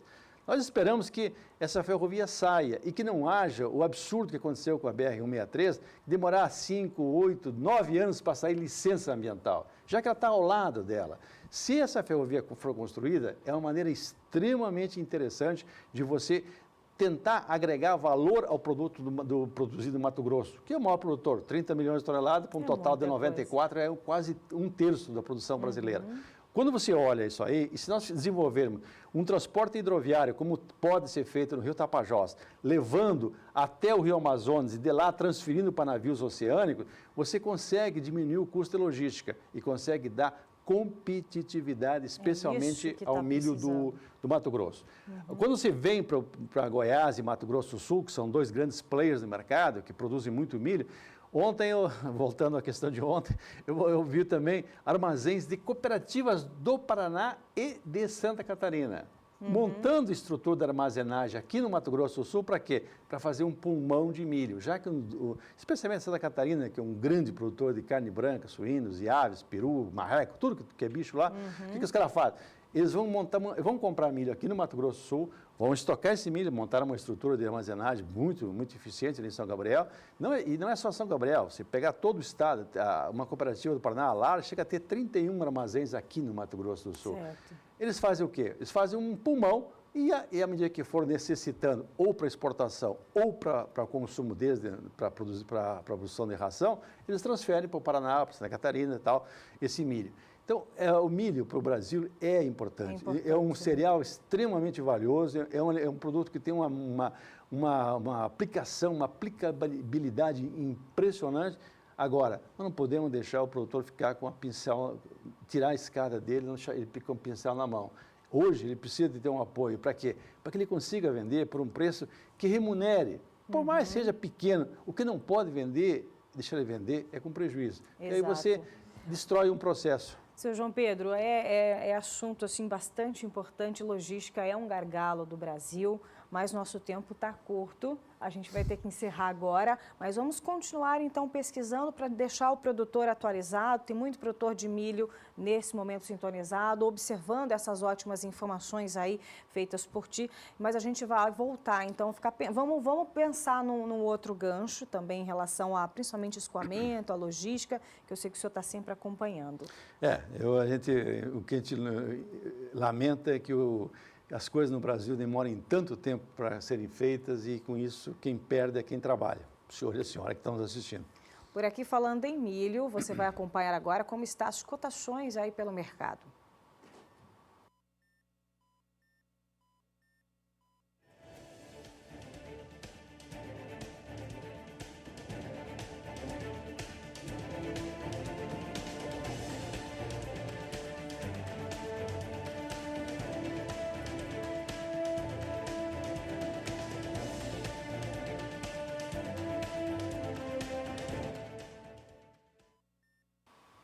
E a erva mate é muito apreciada nas regiões centro-oeste, sul e também sudeste. Só que agora ela ganhou um apoio da Câmara Federal em Brasília. É a Frente Parlamentar da Erva Mate. Você vai conhecer detalhes agora na reportagem de Odacil Canepa. Quem mora em Mato Grosso do Sul, Paraná e algumas cidades do interior de São Paulo sabe muito bem. Um tereré gelado é uma bebida indispensável para tempos de calor. Já para quem enfrenta o frio da região sul do país, nada melhor do que um bom chimarrão quente. Agora, quem vive em outras regiões do Brasil pode até não prestar atenção, mas consome muito chá derivado da erva mate, o tradicional chá preto. No Congresso Nacional, foi criada uma frente parlamentar com mais de 200 integrantes para discutir e defender a produção da erva mate no país. O objetivo principal da frente é ser o fermento, a mola propulsora dos diversos elos dessa cadeia produtiva, que é muito grande. Nós temos os viveristas que cuidam das mudas, mas tem os produtores. Mas também nós temos os pesquisadores, o pessoal da assistência técnica, tem os ervateiros, tem a indústria, e todos com o mesmo objetivo, querem ter um bom produto para oferecer ao consumidor. Mas nós temos outras coisas também que estão nesse rol da erva mate. Porque não é só chimarrão e tererê que se faz com erva mate. Nós temos uma gama de bebidas, sucos, chás, de alimentos, biscoitos, bolachas, bolos, entre outros, e também a linha dos cosméticos. Muita gente não sabe disso ainda. Portanto, uma das funções específicas da frente é também dar uma divulgação maior a todas essas potencialidades que a planta chamada erva mate tem, que se produz no Brasil, é a planta mais completa, por isso a gente chama generosa e santa erva mate.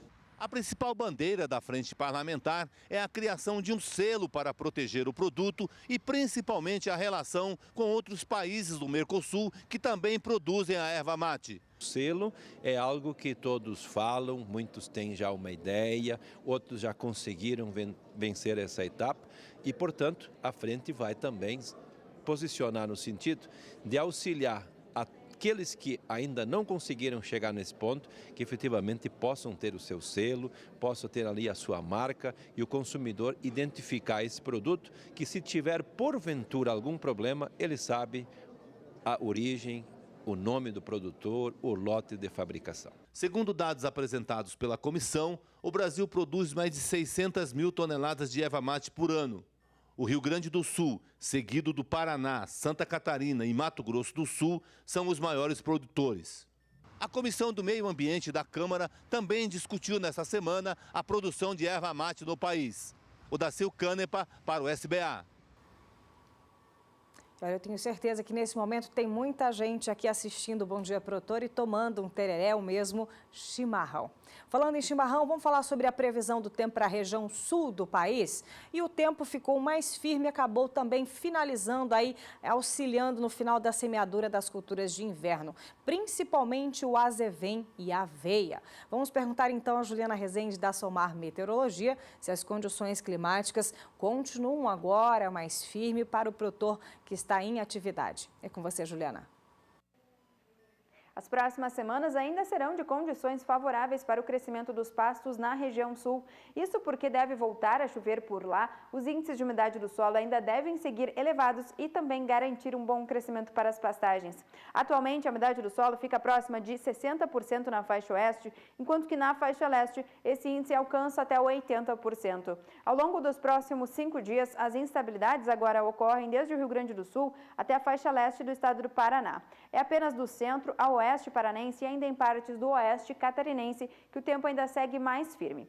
Ao longo do segundo período, essas instabilidades acabam se espalhando cada vez mais pelo sul do país. Agora chove em praticamente todo o Rio Grande do Sul, Santa Catarina e na maior parte do estado do Paraná. É no extremo norte e também no extremo oeste paranaense que as chuvas não conseguem alcançar.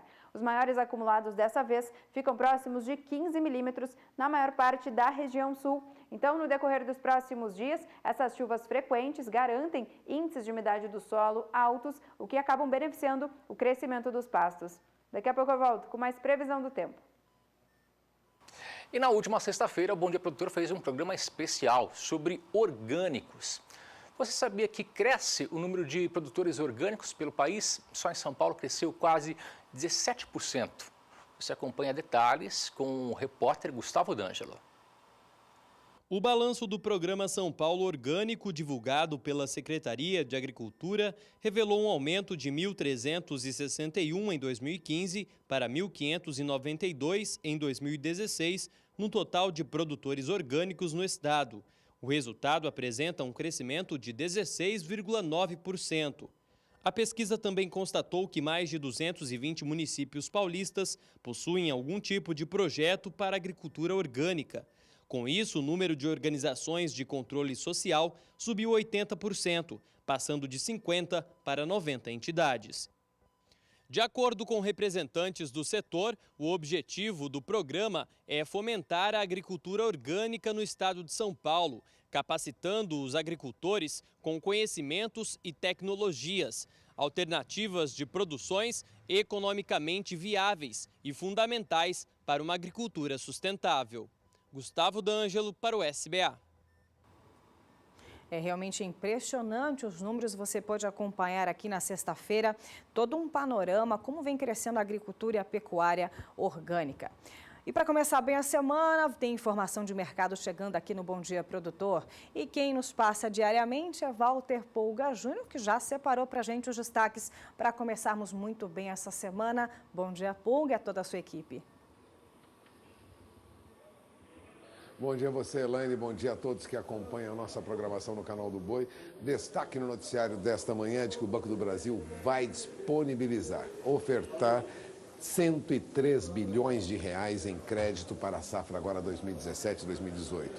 Na verdade, a oferta é praticamente estável, é a mesma do último ciclo, 2016-2017. Bom, o Banco do Brasil vai disponibilizar, a partir de agora, 103 bilhões de reais em recursos para financiamento da safra 2017-2018.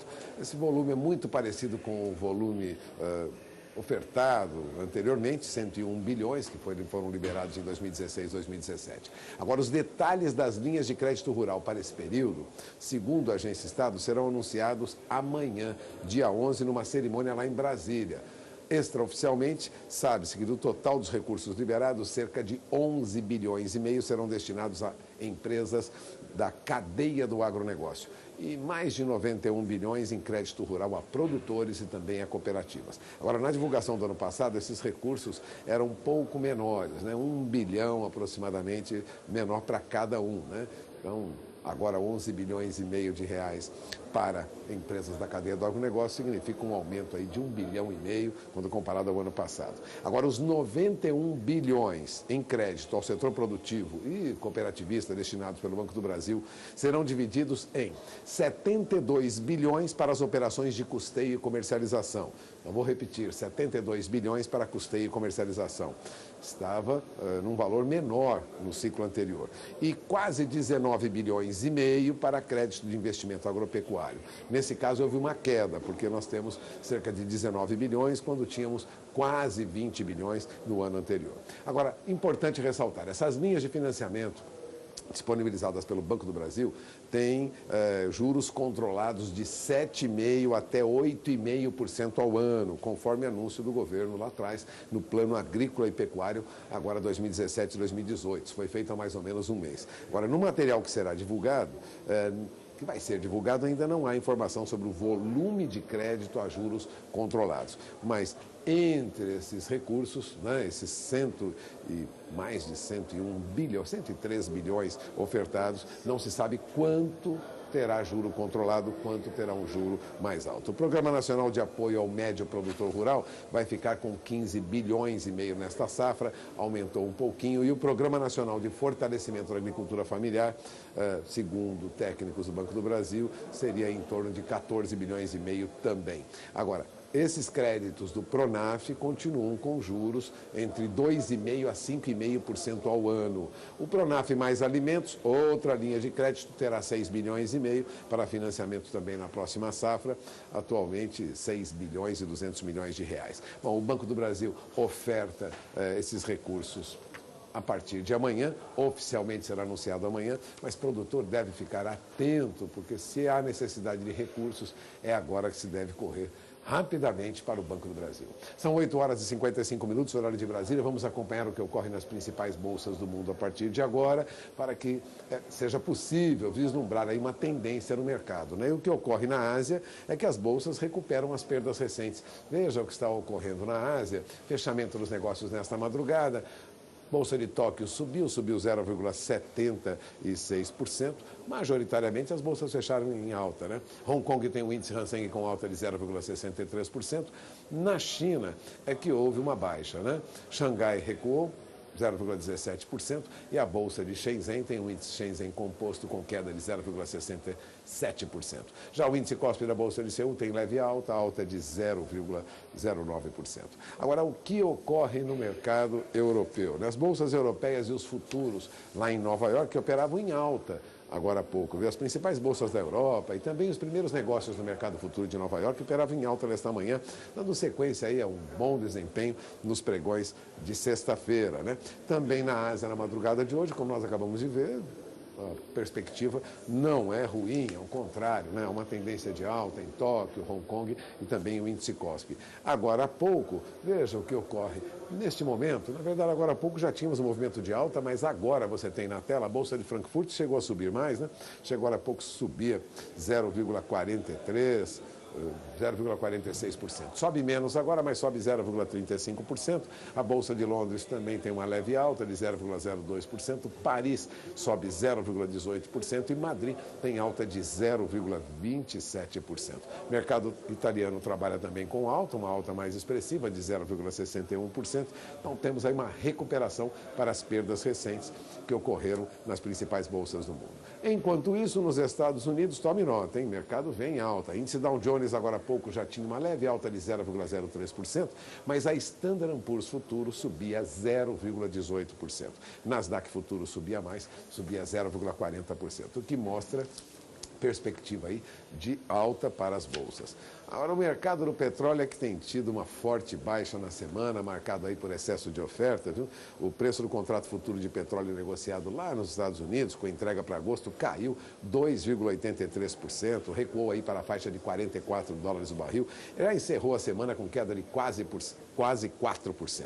Na plataforma da ICE lá em Londres, o contrato de petróleo tipo Brent recuou 2,91% na sexta-feira. Na semana perdeu 4,22%. Petróleo em queda preocupa o mercado. E vem em queda agora há pouco, viu? O petróleo deve contribuir para a pressão sobre as principais commodities negociadas em bolsa. Não só as commodities metálicas, como alumínio, como ferro, como cobre, mas também para as commodities agrícolas. E agora há pouco, petróleo continuava em queda, tanto em Londres como em Nova York. Para se ter uma ideia, petróleo tipo Brent em Londres, agora há pouco, já recuava mais 0,79%, caía para números próximos aí a $46 o barril. E o petróleo WTI, lá nos Estados Unidos, recuava para números abaixo de $44 o barril. Tudo isso leva a crer que nós teremos, durante esta semana, pressão sobre as cotações de commodities em geral. Agora, 8 horas e 59 minutos, horário de Brasília, vamos lembrar que na última sexta-feira, petróleo caiu quase 3% e acabou prejudicando o índice Bovespa também. Veja, nosso índice Bovespa encerrava com baixa de 0,23%, recuava para 62.322 pontos. Então tivemos uma baixa que atingiu alguns papéis, né? Papéis preferenciais da Petrobras caíram 1,97%. As ações ordinárias da CEMIG e da Copel também perderam, então nós tivemos baixa acentuada para papéis. E a perspectiva hoje é de uma recuperação nos preços das commodities. Era o que se esperava, mas com a queda do petróleo, preocupação aumenta, as commodities devem ceder. O dólar encerrava a negociação na última sexta-feira com este valor que você tem no painel. Veja, já antes do final de semana, R$ 3,28 mais 50, queda de 0,48%. Não há expectativa de que o dólar ceda muito, fique tão distante da faixa de R$ 3,30. Todavia, de olho na informação, porque o mercado vem cedendo, lentamente, mas vem cedendo, e na sexta-feira perdeu quase 0,5%. Daqui a pouco eu retorno, nós vamos falar sobre cédula imobiliária rural, ou seja, financiamento com possibilidade de ser mais barato para o produtor. Assunto que nós já abordamos aqui no Bom Dia Produtor e vamos abordar novamente agora. Daqui a pouco eu volto. Elaine, Antônio. De olho na informação e de olho no Bom Dia Produtor.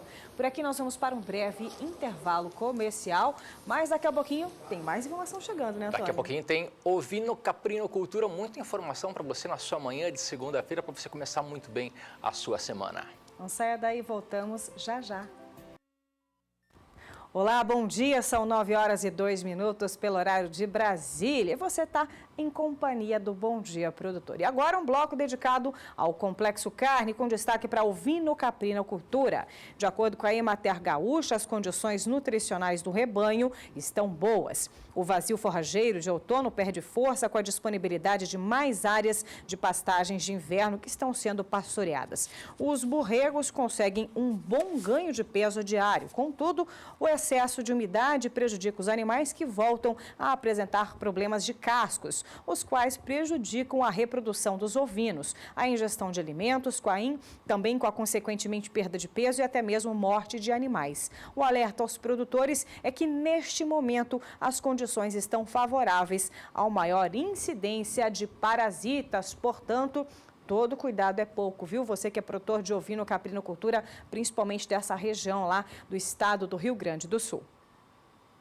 E o Bom Dia Produtor continua destacando a ovinocaprinocultura, mas só que agora o assunto é sobre o preço que vem sendo praticado no Rio Grande do Sul, na região de Campanha e também fronteira oeste. Por lá tem faltado animais para abate, por isso os preços estão oscilando, mas estão firmes. Vamos acompanhar aqui os preços praticados no Rio Grande do Sul, segundo dados da Emater Rio Grande do Sul.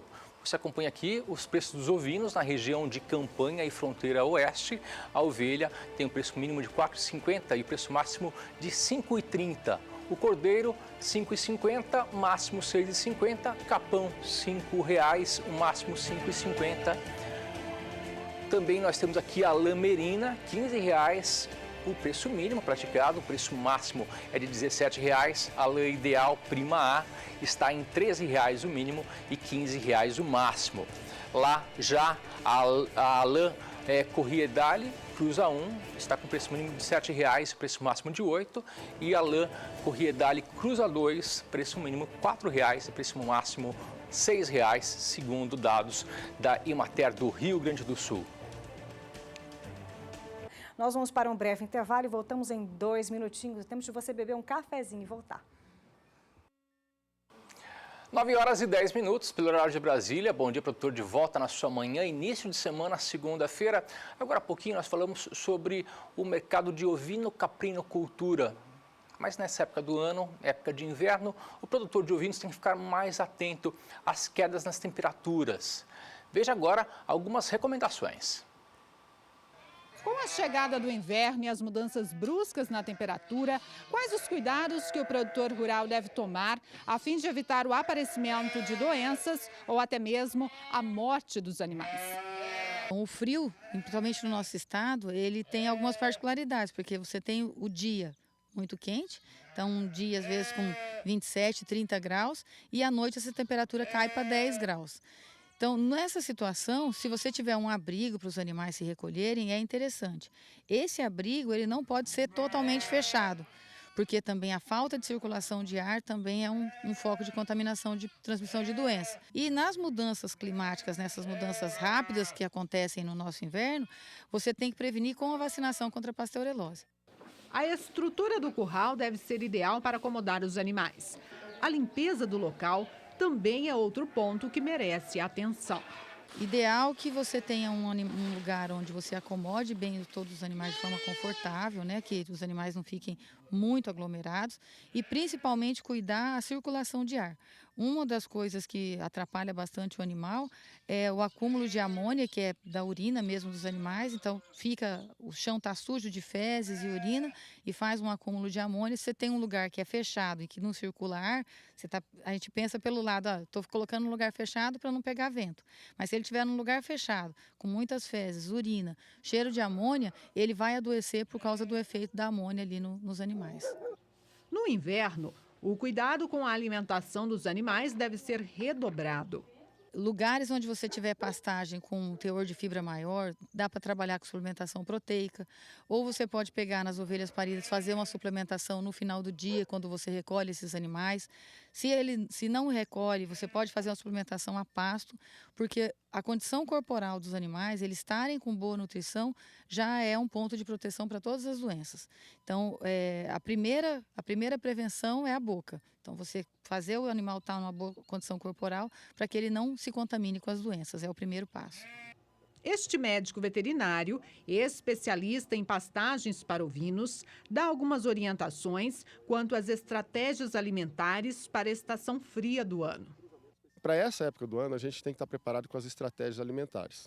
Uma delas, quem conseguiu plantar, quem conseguiu manter uma capineira ou plantar um milho, ou milheto, ou sorgo, que seja, para fazer a sua silagem, que é a reserva de alimento para a época do ano, seria a hora agora de ela estar pronta.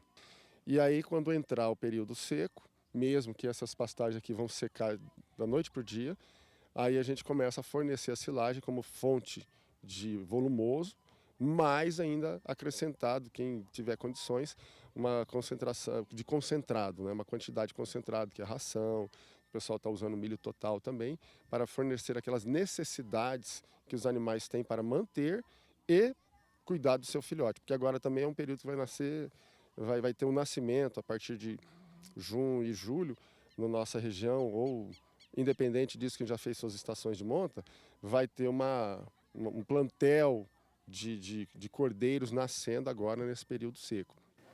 De acordo com dados da Iagro, o rebanho de ovinos em Mato Grosso do Sul totaliza 490 mil cabeças. E por aqui, B3 chegando agora com mais informações atualizadas para você que trabalha com o mercado e precisa tomar a sua decisão. Vamos então, Walter Pulga Júnior, nos atualize nesse começo de semana. Pois é, nós temos este fórum em discussão. Começa hoje lá sobre café, lá na Colômbia. Isso é muito importante, eu ressaltava isso agora, porque devem os produtores brasileiros apresentar uma denúncia de que, de fato, o Brasil faz um dumping com o café no mercado internacional. Já há uma queixa internacional de que os preços praticados pelo Brasil estão abaixo da média do mercado. Nós temos desconto para o nosso café lá.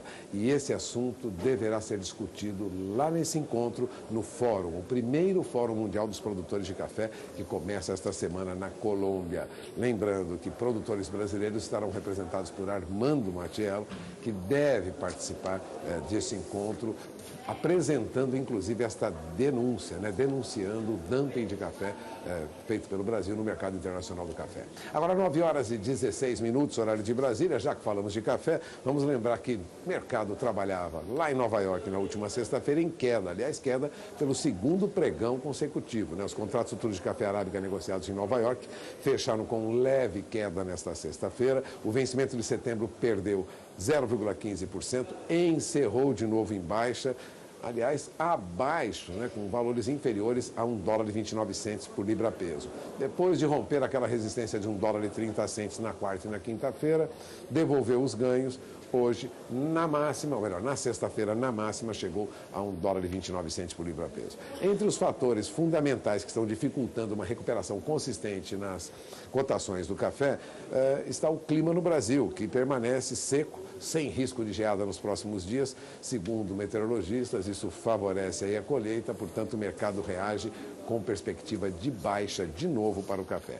A queda não foi tão acentuada na sexta-feira, mas o mercado já devolve os ganhos recentes, né? Enquanto isso, o café tem preço mais fraco no Brasil, né? Há uma baixa no dólar e também uma baixa nas bolsas, isso prejudica, lógico, o mercado físico. No sul de Minas Gerais, café arábica, bebida boa, com 15% de catação, fechou em R$ 465 a saca. No Cerrado Mineiro, média na sexta-feira, R$ 470 a saca.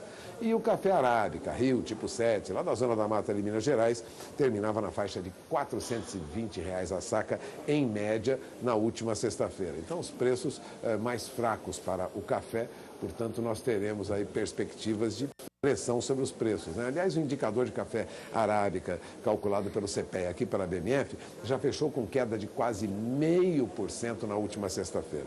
Tome nota, valor à vista em reais de café arábica tipo 6, duro para melhor, em média, caiu para R$ 447,23 a saca. Eu vou repetir, R$ 447,23 a saca, uma queda de mais de 0,5% na última sexta-feira. Em dólar, o valor ficou próximo da estabilidade, em $136,18 a saca. Já o café arábica a prazo teve cotação ligeiramente acima de R$ 450, R$ 450,57 a saca, também queda de mais de 0,5%, então a prazo, valor um pouco acima do valor à vista, R$ 450,57 a saca para café arábica. E café Conilon? Café Conilon à vista, cálculo feito pela Exalc lá no Espírito Santo, teve uma forte baixa na sexta-feira, queda de 0,90%. Em média, café Conilon a R$ 412,06 a saca, uma baixa de 0,90% na sexta-feira, quando comparado com o valor de quinta-feira. Em dólar, o valor ficou em $125,48 a saca, perdeu quase 0,5%, café Conilon no Espírito Santo. Portanto, pressão sobre as cotações do café. Agora, 9h20, horário de Brasília, você acompanha a abertura dos negócios nesta segunda-feira lá na Bolsa de Nova York. Na Bolsa de Nova York, o que nós tivemos na última sexta-feira era uma leve baixa e agora cotação estável, né? Acompanhe café arábica, é negociado agora a $1,26 por libra-peso. Mesmo valor, na verdade o mesmo valor praticado na última sexta-feira. Não há alterações acentuadas para o café arábica no mercado americano. Contrato de setembro, que é referência para o produtor brasileiro, recuou para $1,29, continua, né, com uma faixa de $1,29, mas com uma leve recuperação. Os 15 pontos que perdeu na última sexta-feira, 15, 20 pontos, recupera agora, mas é uma alta muito tímida para o café negociado na Bolsa de Nova York. Café para dezembro a $1,32 por libra-peso, tem o mesmo valor de fechamento da sexta-feira, portanto, continuam os preços do café sob pressão no mercado, a julgar pelos primeiros negócios nesta manhã. E o café lá em Londres. Lá em Londres nós temos café Robusta, negociação em Londres, você acompanha comigo. Veja o que está ocorrendo com o café Robusta na Bolsa de Londres nesse momento. Mercado continua sob pressão. Café Robusta negociado em Londres para setembro a $2.107 por tonelada. Recua $4 por tonelada agora, quando comparado aos preços de sexta-feira. O contrato de novembro a $2.092 por tonelada também recua menos, recua $2 por tonelada. E o contrato de janeiro a $2.071 a tonelada, recua pouco, mas recua também, cai $1 por tonelada, praticamente estável, a queda de 0,04%. O mercado deve operar com tendência de baixa nos próximos dias. Não há, a princípio, perspectiva de recuperação para as cotações do café. Enquanto isso, aqui na BMF Bovespa, onde os contratos são de café arábica em dólar por saca, você tem os primeiros negócios desta segunda-feira na tela do seu televisor. Veja, nós temos negócios para setembro, 170 contratos negociados em queda de 60 centavos de dólar por saca, cai para $153 a saca, e o contrato de dezembro a $158 a saca também recua 0,32% agora. Alta apenas para o contrato de setembro, que de 164,85 ganha aí quase $1 por saca, vai a $165,80 a saca. Ou seja, há uma recuperação apenas no vencimento de setembro, quando termina a colheita, né? Praticamente termina a colheita toda no país por volta de setembro. Então, alguma recuperação para as cotações do café ocorrem apenas em vencimentos mais longos, no caso aqui na BMF, contrato de setembro.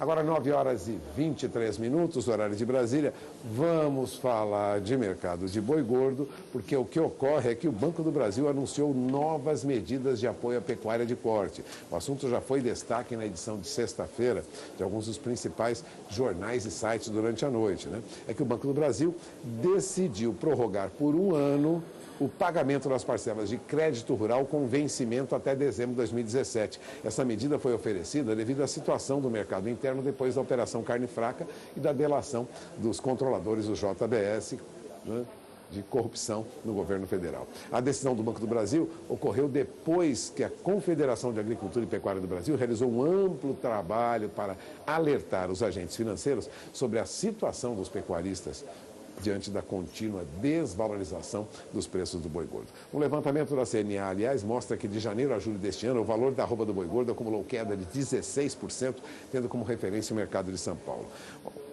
Para o vice-presidente da CNA, e, aliás, presidente da Federação de Agricultura do Estado do Acre, o Assuero Veronês, o Banco do Brasil tomou uma atitude tempestiva em socorro ao setor, que passa por um momento difícil em razão da delação do JBS. Não é segredo, tem sido amplamente divulgado as dificuldades dos pecuaristas para, principalmente no Mato Grosso, cumprir seus compromissos, já que não tem quem receba o gado que foi cuidado durante, né, teve cuidado durante os últimos meses, né? Bom, o importante agora, explicou o Assuero Veronês, lá do estado do Acre, né, que os outros bancos também sigam o mesmo caminho, por similaridade, especialmente o Banco da Amazônia, de modo a contemplar aí todos os pecuaristas que enfrentam dificuldades de pagamento. Já há um alívio, portanto, do Banco do Brasil para o setor de carnes, prorrogando pagamento de dívida, pagamento de financiamento, portanto, aliviando, pelo menos, por um tempo, a situação do pecuarista. Agora, os preços do boi gordo, já era de se esperar, voltam a cair em algumas regiões, né? Em São Paulo, o preço já recuou para R$ 127,00 a arroba, segundo Safras e Mercado. Em Minas Gerais, a arroba ainda se mantém na faixa de R$ 120,00. Boi gordo em Goiás já opera na faixa de R$ 116,00. No Mato Grosso do Sul, R$ 117,00 a arroba. Estava na quinta-feira na faixa de 118, já caiu para 117. No Mato Grosso, ainda R$ 117,00 a arroba. O que acontece no mercado é uma pressão nas cotações, o CPEA tem constatado isso no interior de São Paulo, e não há perspectiva de reação, pelo menos no curto prazo. A Bolsa também tem tido alguma oscilação, mas os preços de negociação dos contratos futuros de boi gordo estão bem abaixo do que nós vimos em semanas anteriores. Acompanhe comigo. Agora, 9h25, horário de Brasília, o mercado opera boi gordo neste momento com esses valores que você tem no painel. Boi gordo aqui tem alguma reação, mas veja que os valores dos últimos negócios são muito abaixo do que nós vimos em meses anteriores, né? Boi gordo negociado para julho, por exemplo, opera R$ 123,78 a arroba. E o boi negociado para vem em alta, mas bem distante ainda dos valores que o pecuarista esperava para esse período. Boi gordo para agosto a R$ 123,85 a arroba, continua em baixa, ainda sob pressão. Agora, o contrato de outubro, referência para quem trabalha com confinamento, vem em alta, tem alguma recuperação. Caía para R$ 126,33 na semana passada, se mantinha nessa faixa e agora sobe um pouco, R$ 126,53 a arroba. Alguma reação ocorre no mercado futuro, mas essa reação só virá de modo mais acentuado, uma recuperação dos preços do boi gordo, com a atividade de alguns frigoríficos, como Marfrig, né, e também Minerva, que devem reativar operações de algumas unidades que estavam paralisadas até então e que devem retomar operação daqui para frente. Mas as operações só podem ser retomadas depois de 30 a 40 dias, é preciso estruturar as empresas que estavam sem operar, portanto, É de se esperar que haja uma reação nos preços do boi gordo apenas mais adiante. Neste momento, não há expectativa de recuperação para as cotações do boi gordo. 9 horas e 27 minutos, horário de Brasília. Essas são as principais informações sobre o mercado do boi gordo. Vamos rapidamente falar de milho, porque milho nos Estados Unidos terminou em alta. Há uma preocupação com o clima lá. Os futuros de milho negociados na Bolsa de Chicago fecharam em alta na sexta-feira. Há preocupações com o clima nos Estados Unidos no meio oeste. A expectativa para os próximos dias é de poucas chuvas lá, com possibilidade de temperatura muito alta. E segundo a DTN, que é uma empresa de meteorologia muito respeitada e conhecida no mercado americano, os operadores de mercado vão monitorar as lavouras de milho para detectar aí qualquer sinal de estresse durante essa fase de polinização, né? O mercado operava em alta, então houve uma recuperação para o mercado lá nos Estados Unidos, mas uma alta que não passava aí de 0,5%. Viu? Alguns contratos mais curtos já se aproximam dos $4 por bushel. O contrato de julho, por exemplo, a 13,82 subiu mais de 0,5%, $3,82 por bushel. O contrato de setembro foi a $3,92 por bushel, subiu mais de 0,5%. E os demais contratos já operam acima de $4 por bushel. Aliás, o milho para dezembro lá nos Estados Unidos fechava em alta também na sexta-feira a $4,04 por bushel. Agora, o que ocorre no Brasil enquanto isso? Bom, milho fechava a semana com preços firmes, né? O mercado brasileiro de milho registrou preços firmes aqui na sexta-feira, em Paranaguá, em Santos, entre R$29 e R$30 a saca, então ocorreu uma reação. No Paraná, a cotação ficou entre R$21,50 e R$23 a saca em Cascavel. São Paulo tem preço entre R$24 e R$24,50 a saca na região da Mogiana, e em Campinas, preço CIF, em torno de R$27 a saca. Agora, quem está no sul, no Rio Grande do Sul, na região de Erechim, até R$27 a saca do milho. Em Minas Gerais, Uberlândia, Triângulo Mineiro, R$23 a saca. Milho em Goiás, R$19 a saca em Rio Verde. E no Mato Grosso, valores mais baixos, R$16 a saca. Para quem paga um pouco mais, para quem paga um pouco menos, até negociações na faixa de R$13 a saca. E o que acontece com o milho neste momento lá nos Estados Unidos? Bom, veja o que acontece com os valores de negociação no mercado futuro, que já passavam em alguns vencimentos de $4 por bushel. O contrato de julho sobe mais um pouco, vai a $3,88 por bushel. O contrato de setembro vai a $3,98 por bushel, tem alta de mais de 1,5% agora. E o milho para dezembro a $4,11 por bushel, sobe 1,60%.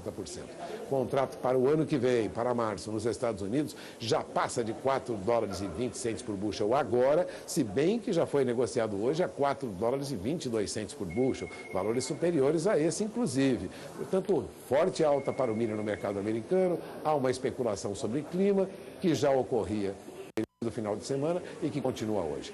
Enquanto isso, aqui no mercado futuro brasileiro, na B3, no segmento BMF, veja, milho para setembro a 26,52, sobe bastante, hein? Sobe 2,31%.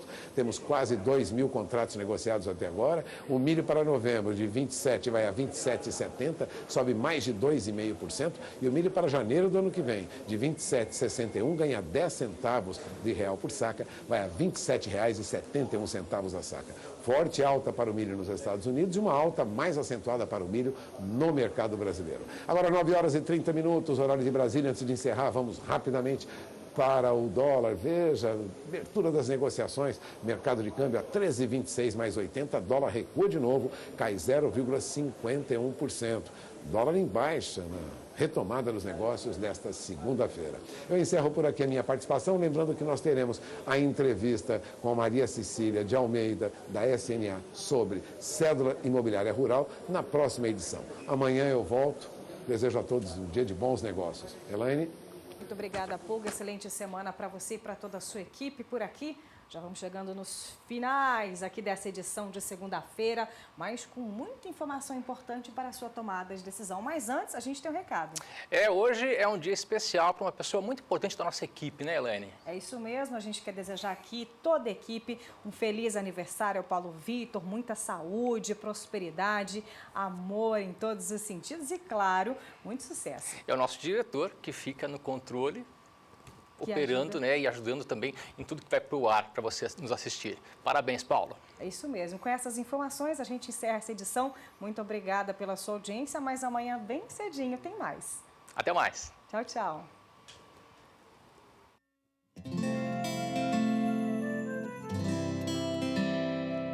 Acorda que o galo já cantou e o sol já vem fazer brotar mais um novo dia. Lenha no fogão, café pra esquentar e a bicharada no quintal. Horta pra molhar, tira leite no curral, arreia